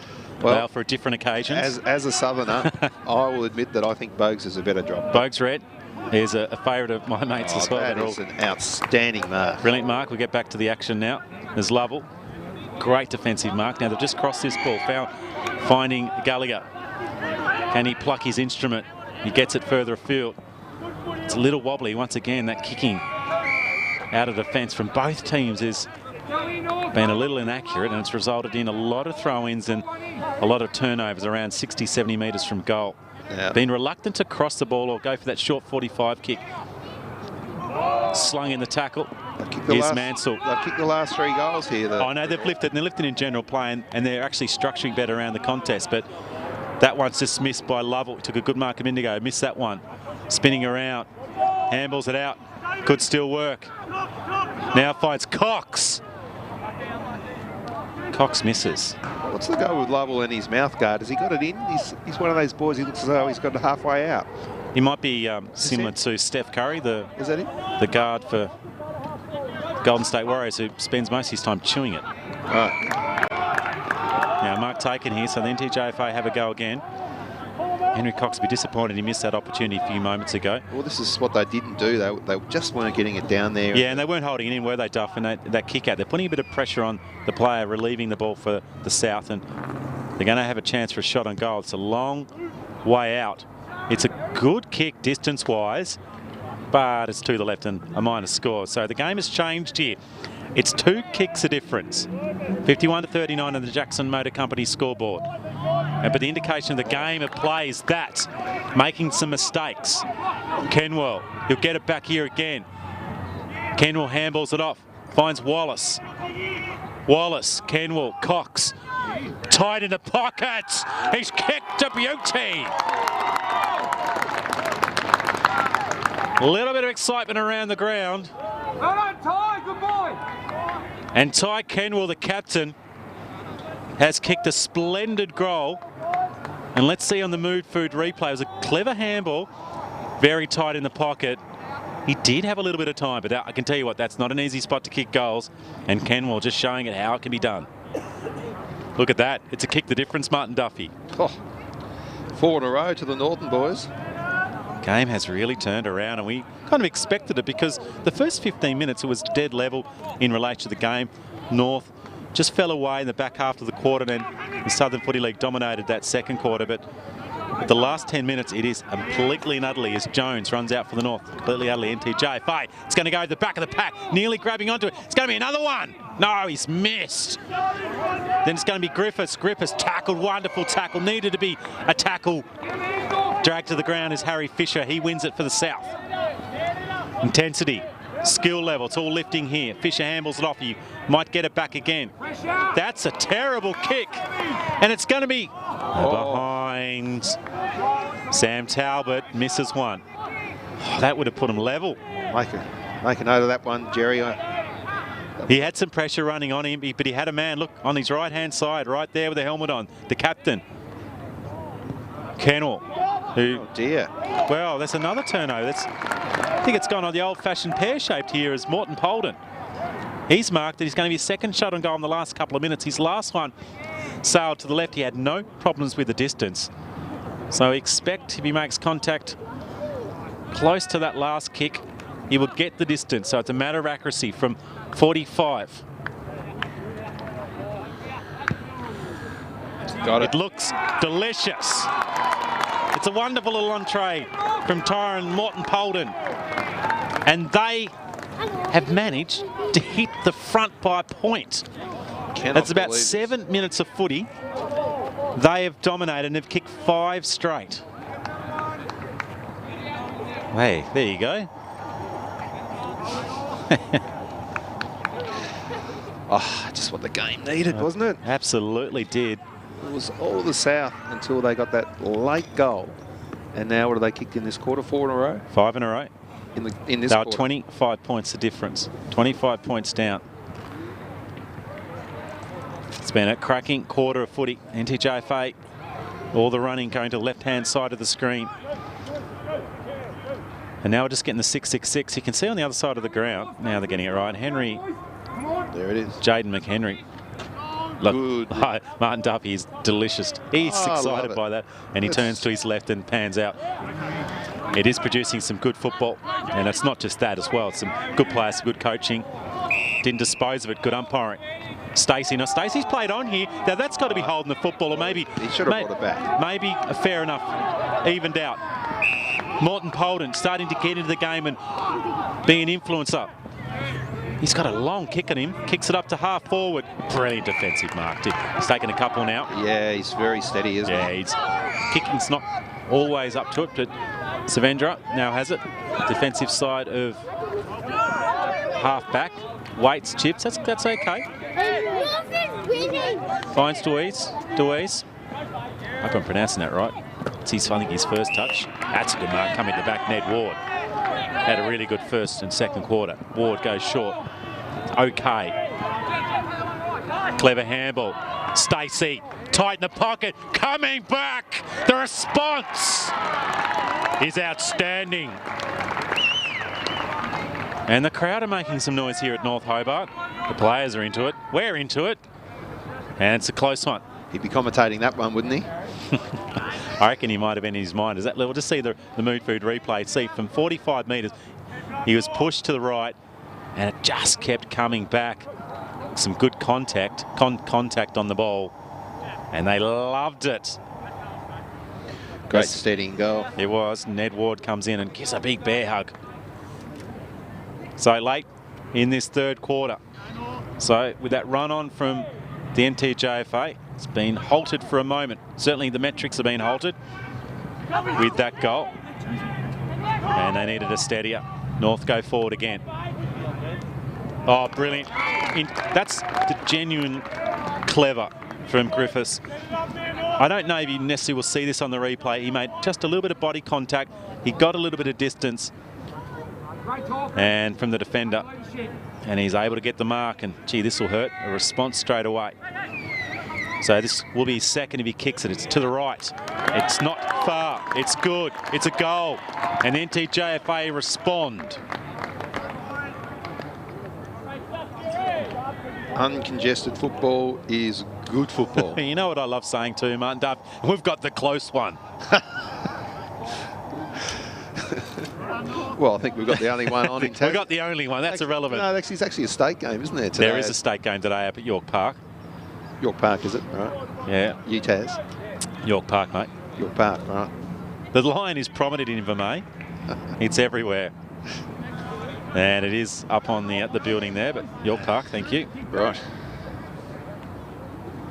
You wouldn't want to see a branding on North Hobart over, would you? Oh, imagine if they did it to the G. Tasau Stadium, maybe. Kick forward again. Duff, he nearly had it again, Griffiths. Duff TV Stadium. Oh, it's too much. Come on. Spinning out. That's classy by Lovell. He's taken a couple of good contested marks. Oh, that was neat. Just cruising over the top was Adams. Griffiths gets it to the ground, spins on his right and kicks a beauty. He's turned this game. He's kicking them from set shots. He's setting them up, and now he's snapping them off his right boot amongst a pack of STJFL players. He's got a couple. Oh, he's got a bit of X factor about himself. But look, it's the first two. I know where he wanted. He busted through the tackle. Knew where the goals were and kicked it through the height. Diddle, diddle. That was quality work. Well, maybe Jeremy Griffiths from Launceston, Blue Land, up there at Windsor Park. He's a man to look out for in future because he's been a star today. The other 28 for the opposition is Donaghy. He's into the ruck for the South. Drop mark, but still recovered. It's going to come again. Stacey, one-on-one contest in the square. Little push at the last minute, just enough. That's all right, and a good rule change by the AFL. Lockhart, yeah, no, that was good from Lockhart. Just a little touch, bit of body contact. Nothing wrong with that. We don't mind it at all. Nearly a climb from the back. Morton, Polden, Griffiths. Donaghy. There's Fagan, Donaghy, and out of bounce, saying it's touched. Great quarter of footy by both sides here, especially the North. Span of beauty. Yep, the boys have really switched on in the second half. Loving this one, Peach. Yeah, it's here live on Duff TV. Thanks to the STJFL, the NTJFA, JFA for allowing us to cover the game today. And I hope people out there enjoying the game. We'd love to come to the North and do a few more games, wouldn't we? Well, we're putting the call out as the #1 community sport company. We've got the van set up. We've got the #1 pots and pans man in the country, the best sports cameraman going around who's seen more footy games. And I'll happily come and do it. There we go. We'll go anywhere. Kick goes forward. Another opportunity for STJFL. It's going to be another goal. Mort Holden. The combination of him and Jeremy Griffiths has been outstanding in this third quarter. And they're tall, they're athletic, and they make really good decisions. Harry Gardner was just pushed off that one. It was a neat kick. Just see this again. Holden in the right spot and a neat snap. Quality work. And it's a 13-point lead now. Can you believe it? 25 points was a score at half-time.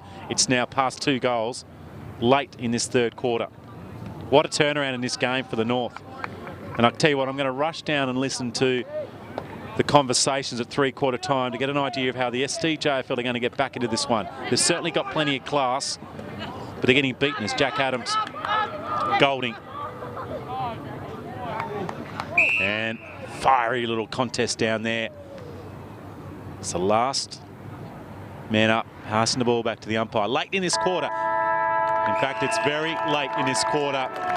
It is three-quarter time. What a quarter. What a 20 minutes of football from the NTJFA. They have turned this game around. They were down by 25 points at half-time and now have a lead of 13 points. 57-70 on the Jackson Motor Company scoreboard. I'm going to nick down and just listen to the coaches. Don't go anywhere. This is a great game of footy. And imagine that the STJFL will come back here in the last quarter. And we'll be back on Duff TV in a few moments.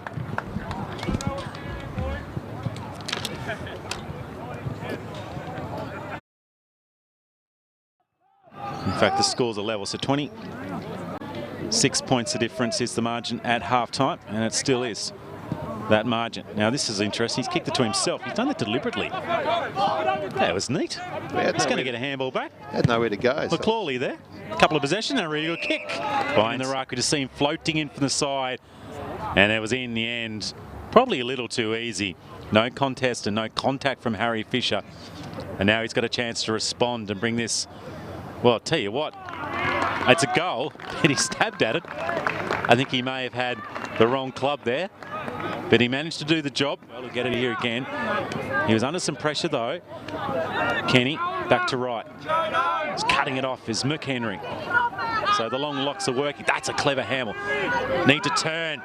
Nice work by Leary. Onto his right boot. Kick is good. Quality football from the NTJFA. And it's Talbot from 40. Gets close to the man on the mark. Does that put his kick off? No, it hasn't. Talbot's got one. NTJFA have 2 in the quarter. Well, for a different occasion. As a southerner, I will admit that I think Bogues is a better drop. Bogues red is a favourite of my mates as well. That is an outstanding mark. Brilliant mark. We'll get back to making some mistakes. Kenwell, he'll get it back here again. Kenwell handballs it off. Finds Wallace. Wallace, Kenwell, Cox. Tight in the pockets. He's kicked to beauty. A little bit of excitement around the ground.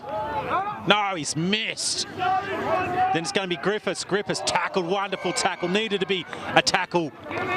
Dragged to the ground is Harry Fisher. He wins it for the South. Behind Sam Talbot, misses one. Oh, that would have put him level. Make a note of that one, Jerry. He had some pressure running on him, but he had a man, look, on his right-hand side, right there with the helmet on, the captain. He would get the distance, so it's a matter of accuracy from 45.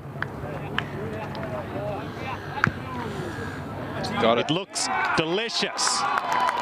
It's a wonderful little entree from Tyron Morton Polden. And they have managed to hit the front by a point. Half back, waits, chips, that's okay. Finds Deweese. I hope I'm pronouncing that right. It's I think his first touch. That's a good mark, coming to back Ned Ward. Had a really good first and second quarter. Ward goes short. It's okay. Clever handball. Stacey, tight in the pocket, coming back. The response is outstanding. And just a little bit of body contact. He got a little bit of distance. And from the defender. And he's able to get the mark. And gee, this will hurt. A response straight away. So this will be his second if he kicks it. It's to the right. It's not far. It's good. It's a goal. And the NTJFA respond.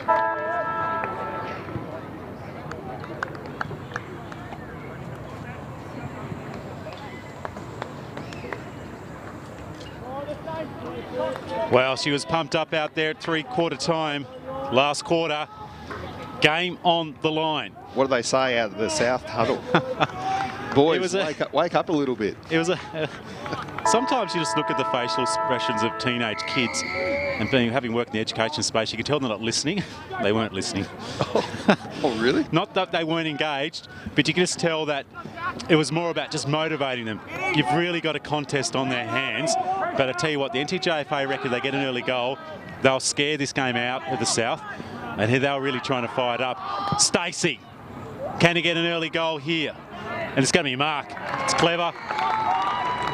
And I tell you what, this makes it very interesting. Blake Campbell kicked one, and he should kick his second.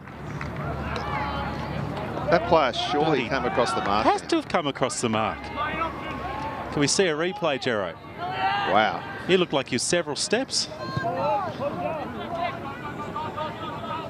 Yeah. The only thing I can say is that maybe he actually was a couple of metres already behind the mark where it was set, but that was bizarre. Little push out there. And out of bounds. So we've got a quarter of footy. We've got 20 minutes for one end of the state. We love our well, we kind of like the Pro Elizabeth Tassie. When it's respectful, it's fine. Yeah, well, Pacer Markham is the boys' coach here. He's got Darryl Griffiths, who gave a bit of information. Dale Chug was on the edge of it too. There's also the running gear on Dale, so good group of knowledgeable gentlemen there from the NTJFA. It's old-fashioned stuff. That's a clever mark. Savendra onto his right. So the South have started well here. Mark dropped by Campbell. Campbell gets it back again. Dribbles it forward. Left shot. Left foot. Misses. That might hurt. Still, 11 points of difference. So the first 2 minutes, it's been mostly in the southern half. Now the kick hasn't come that far. It's going to be repelled back again by Harry Fisher, who's been mostly in defence for this game. Good looking kick. Weaving is out is Kenny. Snapped onto the boot is Ryan. And it just went to the right. Both teams have been pretty accurate. What's that? 9-6 to 11-4. Yeah, 9-6, 11-4, 70 to 60, so 10 points of difference on the Jackson Motor Company scoreboard. Long kick in. At the back of the pack was Cox. Dribbles over the boundary line. So I'll be intrigued to see how the NTJFA keep that momentum going, because their structure was so much better in that third quarter. They certainly had a willingness to get to the football first, but their decision-making had improved. And I think it was partly because their structure. The ball's been dropped by McHenry. Goes back again and gets it. Just got his handball away. No, according to the umpire, he did it. They've called advantage. Chair, flying mark. Ned Ward. What a grab. He's taken a couple of splendid marks today. And here on the Mood Food replay, as an example, he was the third one up. He just crashed into the pack. He went over the top of Declan Chug. And he's going to have a chance to bring this back to 4 points. Save that one, Jerry, on your highlights reel. They need this just to get a bit of belief back. Ward. Wobbly. I think it's okay. The umpire stands upright. Ned Ward's got one. And the belief is there. This is a game and a half. Representative football is alive in the juniors. Well, it's alive in senior level as well. We saw a ripper of a match just like this, wasn't it? Played in great spirit between the Southern Footy League and the Old Scholars. Yeah, that was like 3 weeks ago. Best game of senior footy we've seen this year. Yeah, and this is definitely... Martin Duffy, and this is right up there. I think the best game of footy we've seen this year was the Sardis game about 4 or 5 weeks ago. It's Scotch Oakburn versus Hutchins. That's the best game of football, style-wise, that I've seen for some time. But certainly the rep game was good, and this is a beauty too. We like it being close, don't we, Martin? So I don't understand this. Okay, we're halfway through the season. We've got a new rule in place. Surely that should be a free kick to the North. No, there's a warning first. Why have a warning? No, well, Work it out. I think it's okay. It doesn't happen that often. Okay. You know, they usually get it right. I don't mind the warning. I think it's a harsh way to get a free kick, and maybe next year they won't have a warning. Pushing the back, no, not called by the umpire. With a bit of exuberance is Lockie Carmichael. Kicks in! Oh, nearly. Not a mark by Campbell. Might come back again.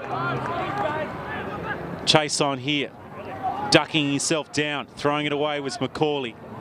Into the pack. He's got nowhere to go. Clever. To Gardner from 50. Campbell at the back.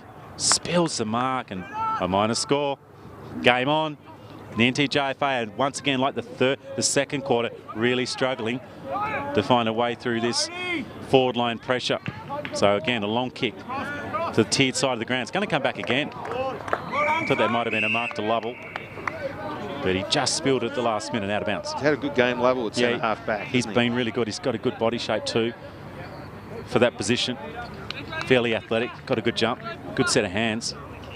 He's come into the game as it's gone on. Throw in here, just in front of our commentary position, just falls a bit short through Kenny's hands. It's flicked out here to Gardner. Looks for a handball option. That's clever. Finds Whitney. Whitney's kick and defended by Chug in the Declan variety. And another attack on goal. It's a point, the difference here. Or in fact, it's 2 points of difference. As Tero indicates, no, you got it wrong, mate. You can't count. Some run from the NTJFA. They haven't gone forward for a long time. Just get it up there because there's some players that can mark it. One of those is Fagan. McHenry. Now ticked up by Whitney. That's a good kick because it's going to find Fergus Kenny in the middle, the captain. Right in the middle of North Hobart. There's a circle there from another game. That's a clever kick from Kenny. McCauley at the back. Playing in front at the moment, the NTJFA. Goes past Gardner. Goes past Wright. Now it's repelled for a few moments. Great contest there in half forward. Cruising through was Fagan. Fagan dishes out to Harris. Harris. Nearly marked by Morton Pold. He had such a good third quarter. He hasn't had a lot of the ball up his way or up to the right-hand side of the screen in this quarter. It's been all the Southern Tasmania Junior Footy League. And they are on top at the moment. They're still 2 points down. 25 points the difference at half-time to the advantage of the STJFL. And the North then storm back, but South come again. Kick comes in.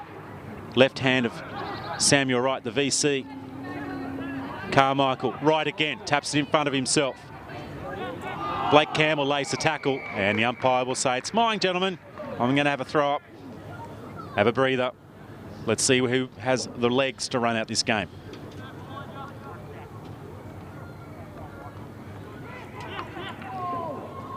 Cody Jones, still holding off the ball there, Jones.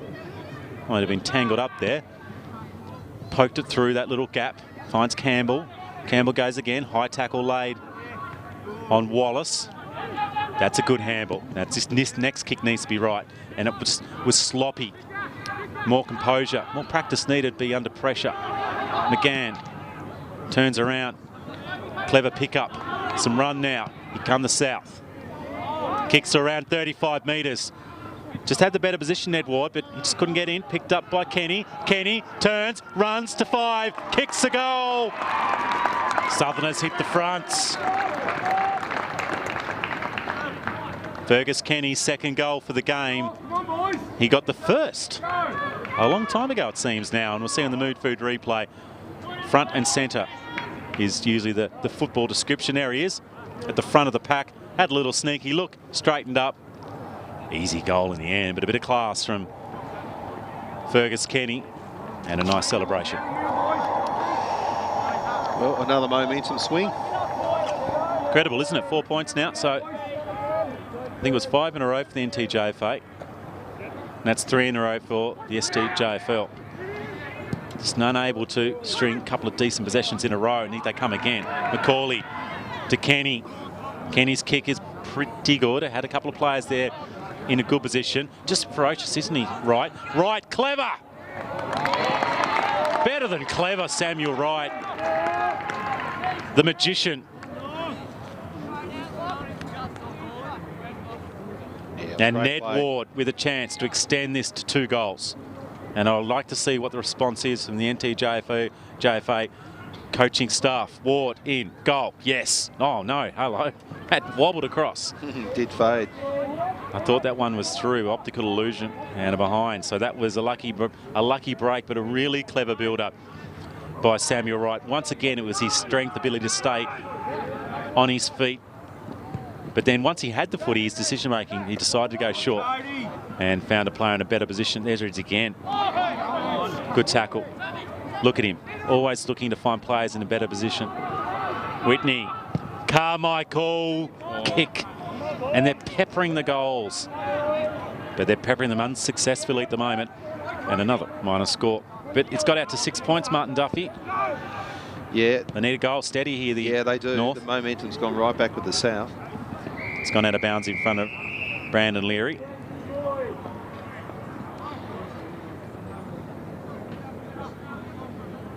Beautiful setting here from North Hobart Oval. Yeah, a little gloomy. Some serious rain coming our way too later tonight. Is there? Fair bit going up in the north and a bit down the south here too. But it's, old man used to say, cloudy days about 11 degrees, that's the perfect day for football. And that's what we've got here at the moment.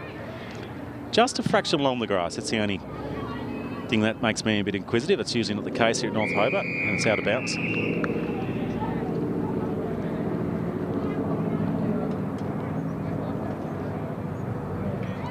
Hobart's come to life with Dark Mofo kicking off on Thursday. We got a bit experienced bit of that last bit of cultural. We did. Cultural fun last night at the Hanging Garden. Yes.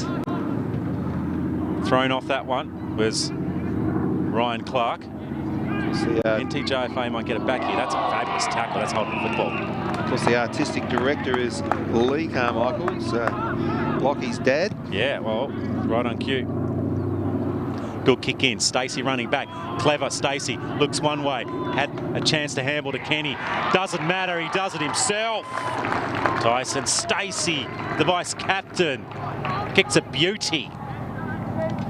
And now the lead is challenging. 2 goals. There's 8 minutes of football left. They can certainly do this, but they are being pressured, and the momentum pendulum has swung again. Just see I mean, it was probably a good no handle, but then he had a chance to handle it again. And one of those players, Martin Duffy, just see the goals, smells the goals and wants to kick them. He loves it. He's had a very solid game. He's been good. He's ferocious with the tackling. He's what I'd say a really engaged footballer. He's often laying little bumps and shepherds. He does some people might call the 1%ers, but they're probably more than 1%. And his decision-making is generally pretty good. Morton Polden with a handball out, not really favouring anybody. This is a problem for the NTJFA at the moment. So much pressure on them. Fergus Kenny has had a fabulous game. Oh, that's another. Needed to punch, didn't he? Well, there's been so many good marks going up forward. And he was up against the boy there, probably 3 or 4 inches taller. He's certainly another 5 to 6 centimetres, isn't he? Just needed to get a fist on that one. And it's Ryan and I think Ryan's got the legs to kick this goal. He's going to kick from around 45 metres. So Keegan Ryan, this will make it difficult. This will make it 3 goals with 7 minutes. The distance is okay, but it's a long way to the right. But there's a fly from Stacey. And I think it's a mark. The umpire thinks it's a mark. The bloke behind the goals is loving it. Tyson's broke into some commentary. He's going to have a shot. He's tight on the boundary. There's a group. His entourage is behind him here. Oh, he's got his fan club. Stacey misses. Well, he let us down. Nice. But I tell you what, Tyson Stacey climbed up high. He didn't have a lot of room to move. Pulled it down, and it's 13 points of difference. It's a beauty. He seemed to sneak in, make sure he was in play. But he's got genuine X factor, hasn't he? It definitely looked like he got both fingers onto that. Now lost the ball. Here it is. The old days of the red footy nearly gone, aren't they, Martin Duffy? Oh, you've got to have the yellow footy. It looks better. It 100%. looks better. Get rid of the red. Push out. Good contest. I'm a traditionalist, but no, I agree that for visual purposes, the yellow football and the white cricket ball are much better for the spectator. They cost more though, don't they? Oh, I don't know. I've never bought one. Not sure. I've got one. I bought one from Anaconda of all places. They have Sharon footballs in Anaconda. Kenny cruises around onto his right, kicks it into the pocket. Tell you what, Samuel Wright's been. Yeah, he's a good player. He and Kenny, they seem to know exactly where each other are. And they found him, I think Wright is just on his distance here. They've really fallen away here, the North. It's been incredible, hasn't it? The belief is gone. Literally the belief is gone. And some restructuring could be done. Jaden McHenry is just in the foreground there as a player who's just gone a little quiet. He's an important player. That's a sloppy run up and a behind. So it's extending again though. But it's not about the scoreline. 5 minutes to go. It's the fact that they can't get it past halfway. They're doing this. They're just bombing it out defence into a large pack. And on that occasion, that's a lovely mark by Kobe Chug. This kick, let's see what they can do. On that occasion, not bad. Right, come on, NTJFA, what can you do? Dances around. Short, there's a lot of players around this. Oh, well, Morton Polden's got a beautiful set of hands and it's gone straight through it. Like a sieve. Comes back again. Nice. That's not bad. Now they've got players on here. There's a player here in Saunders. He's got best position, but going back and taking an outstanding defensive mark. It's Thomas McCann. Oh, that's a highlight right there. That's still coming back. A little bit of more work. Sanders is in there trying to apply some pressure. Kick goes wide. That's good job. Because Morton Polden has it. Kicks to 35 at the back. Daly marking that was Cox. Bullocking his way through. Jack Lewis. It's going to come back again. Is this the momentum swing we have? We're waiting for McHenry. At the back of the pack. The man who definitely wanted it, Henry Cox. He goes short. Oh, dearie me. It's worked though. Oh, what a just worked. He was lucky. And he's found a teammate further afield. And it's Kenwell. The timer on the clock has died here on the scoreboard. What have we got on your clock there? We've got 17 gone. So we reckon about 3 left. I don't think there's time on. I think it's flat 20. Kenwell. That looks like it's sliding. Not just sliding, it slid. Slid completely. It's out of bounds on the full. Deary me. They'll just play our time now. Well, they should do. I mean, they might not know. With no runners on the ground, it's hard to probably get that information, but just a few yells from the boundary line to out some of the better plays. I thought he heard footsteps then. Leary gets it in. Saunders spins around. Clever from him. Got to a play advantage. Leary again. Good smother. Needed to be a smother. It's popped over the back though. Still an opportunity. Should be rushed through for a behind by Andrew Smith, and it is. That kick out looks really good.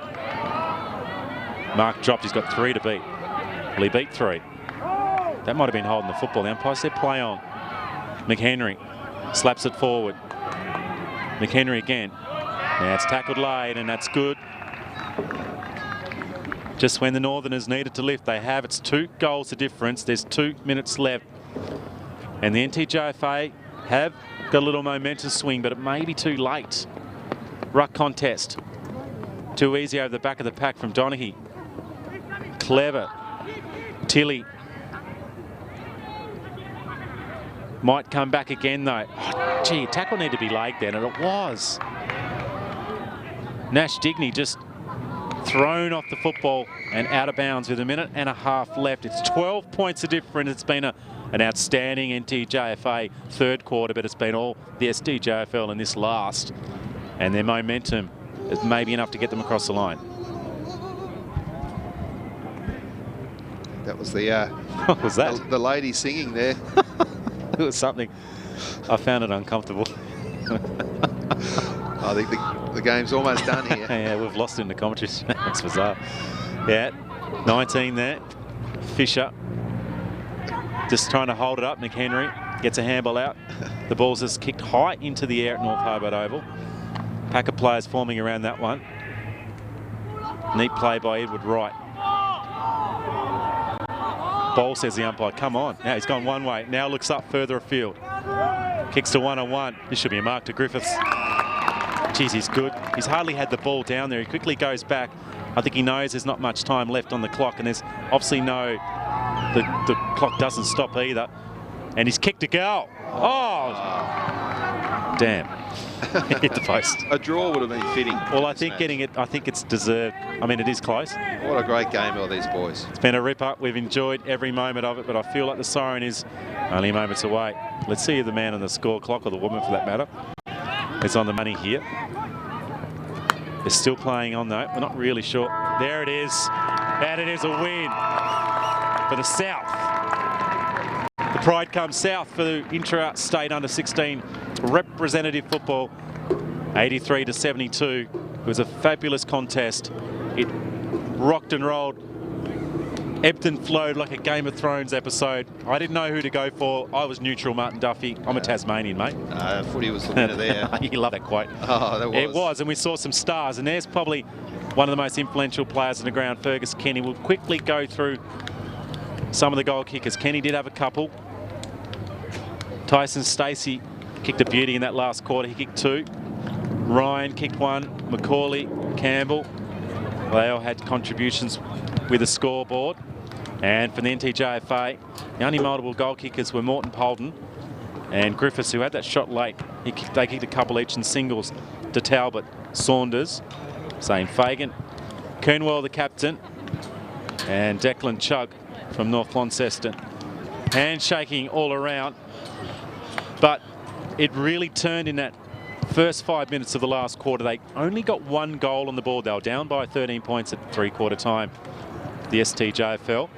But they wheeled it forward on a couple of occasions, and then the tall forwards, people like Blake Campbell, started to have an influence. Ned Ward's marking up forward was fabulous. Then the clever play of Samuel Wright and Fergus Kenny always seemed to be at the bottom of the pack, and anywhere there was a scrap, they were involved. Bit of space provided to Carmichael, kept busting the ball forward, and some good defensive work too. People like Ethan Lovell down in defence, Jack Lewis, Harry Fisher. But certainly a game which highlighted some excellent footballers. Jeremy Griffiths was one, the 28 from the north. Morton Polton, those 2 figures up forward, the 2 talls, they are a handful for the STJFL at different stages, but only 4 goals between them. They probably needed to get a couple more. There was plenty of grunt through the middle of the ground. I thought Kenwell, the captain, had a good game. Matty Saunders at times when he got the ball, he looked really good. Henry Cox, he looks like a class act from East Launceston. But in the end, 83 to 72, an 11-point victory here for the STJFL. It's been a wonderful day of footy here in the Southern Capital. And we're going to have presentations. We might keep the screen rolling. Thank you to Martin Duffy. Thanks, Martin. He's out there with the camera. I think he's coming into shot now. There he is, Martin Duffy. Thanks to Jarrow on the pots and pans. And thank you to all the people that contributed throughout, enjoyed our coverage on YouTube. And if you would like to see the Duffettes in the van come and present and showcase your community sport, your junior sport, we are for hire. Just head to the YouTube page or the Facebook page. And there's probably an email address, Martin Duffy at Duff TV somewhere. You'll be able to find him. If not, Martin will come and talk to you. So, been a wonderful day here at North Hobart Oval. Thanks to the Southern Tasmania Junior Football League and to the Northern Tasmania Junior Football Association for allowing us to cover this fabulous game of footy. Well done to the South. They get to victory here, the boys, by 11 points. And it's good afternoon here from Duff TV.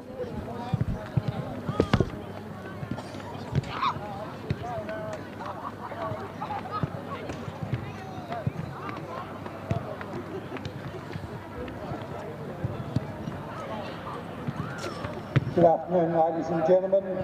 Thanks for attending North Hobart Oval today for the annual STJFL and NTJFL clash of boys and girls. Obviously, victory went to the girls from the NTJFA in the first game of the day.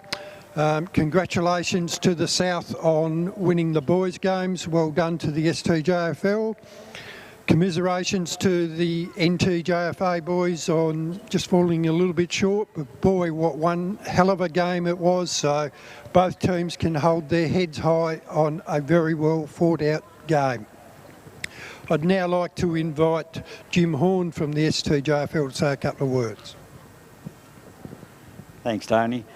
First of all, congratulations to the Northern team for the fantastic game of footy today. Great effort from the coaches and their support team. Certainly gave our boys a real scare in that third quarter. 7 goals to 1 was a fantastic effort.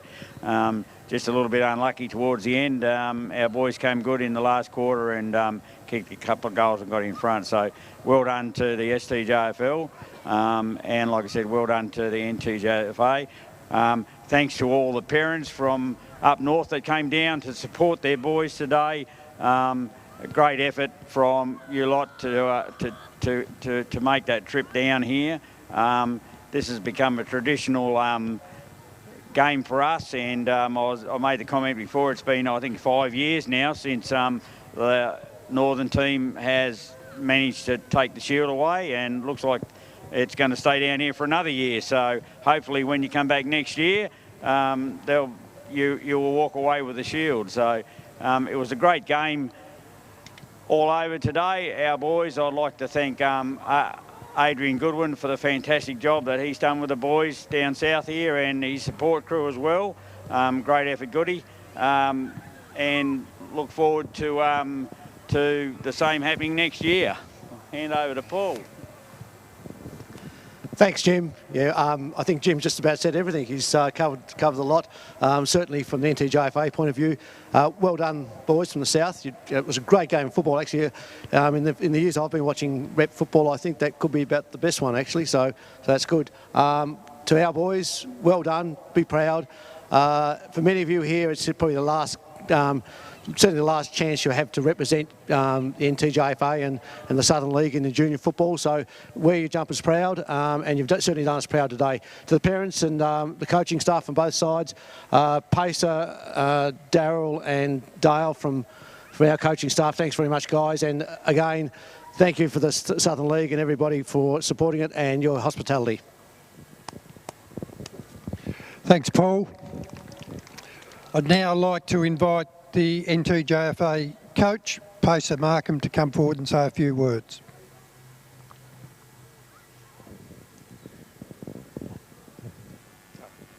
Just like to say well done to the Southern boys, and very proud of the Northern boys today. It was a great effort. We were confident, real confident that the boys would really give the North a real good showing, which they have done. Really wasn't much in it, so like I said, well done to you guys, and bad luck to the Northern boys. We'll enjoy our little bus trip back. Thanks to the Southern League and the Northern League for putting this on. It's always a good event. I've been coming the last 2 or 3 years, and it's great to have a look at some of the talent that the Southern guys have got, which is, it's a great thing for all football. So well done. And best player for the Southern League is number 1, young Fergus.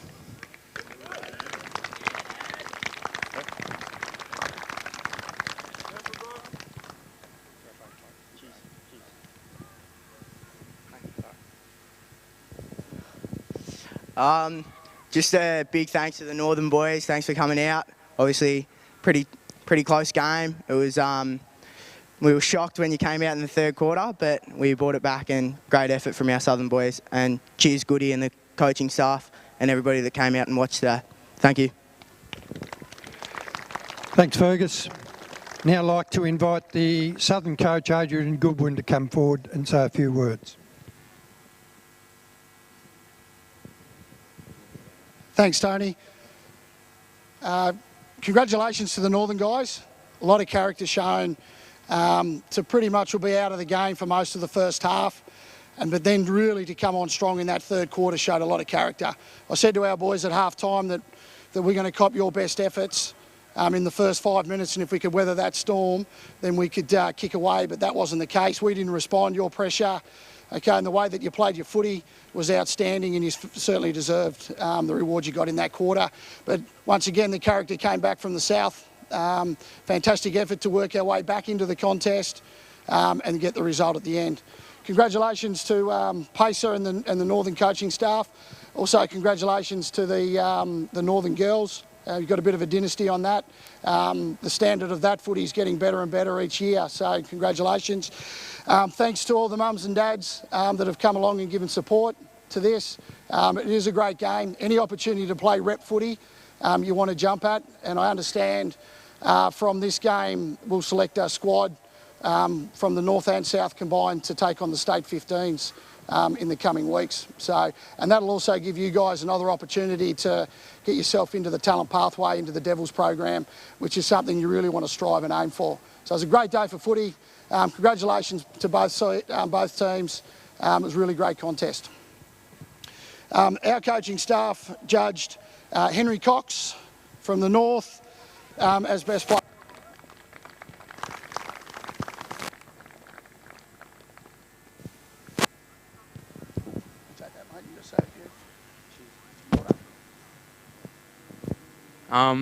Thanks for the South Boys for hosting this game. You played really well.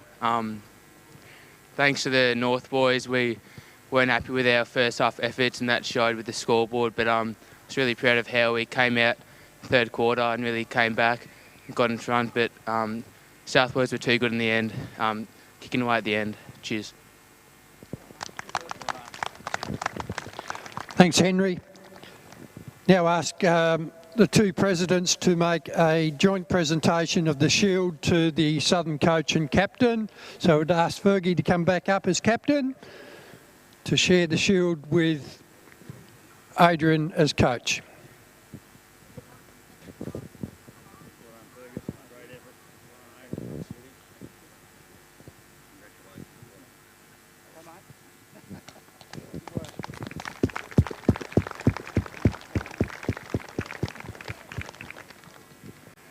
Once again, thanks to everyone for coming along supporting this great day of football here at North Hobart Oval.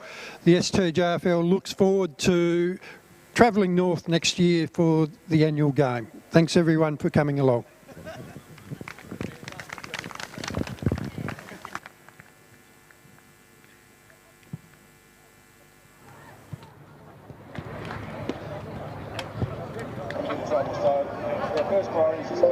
What's your priority in regards to minimising something from the Swans?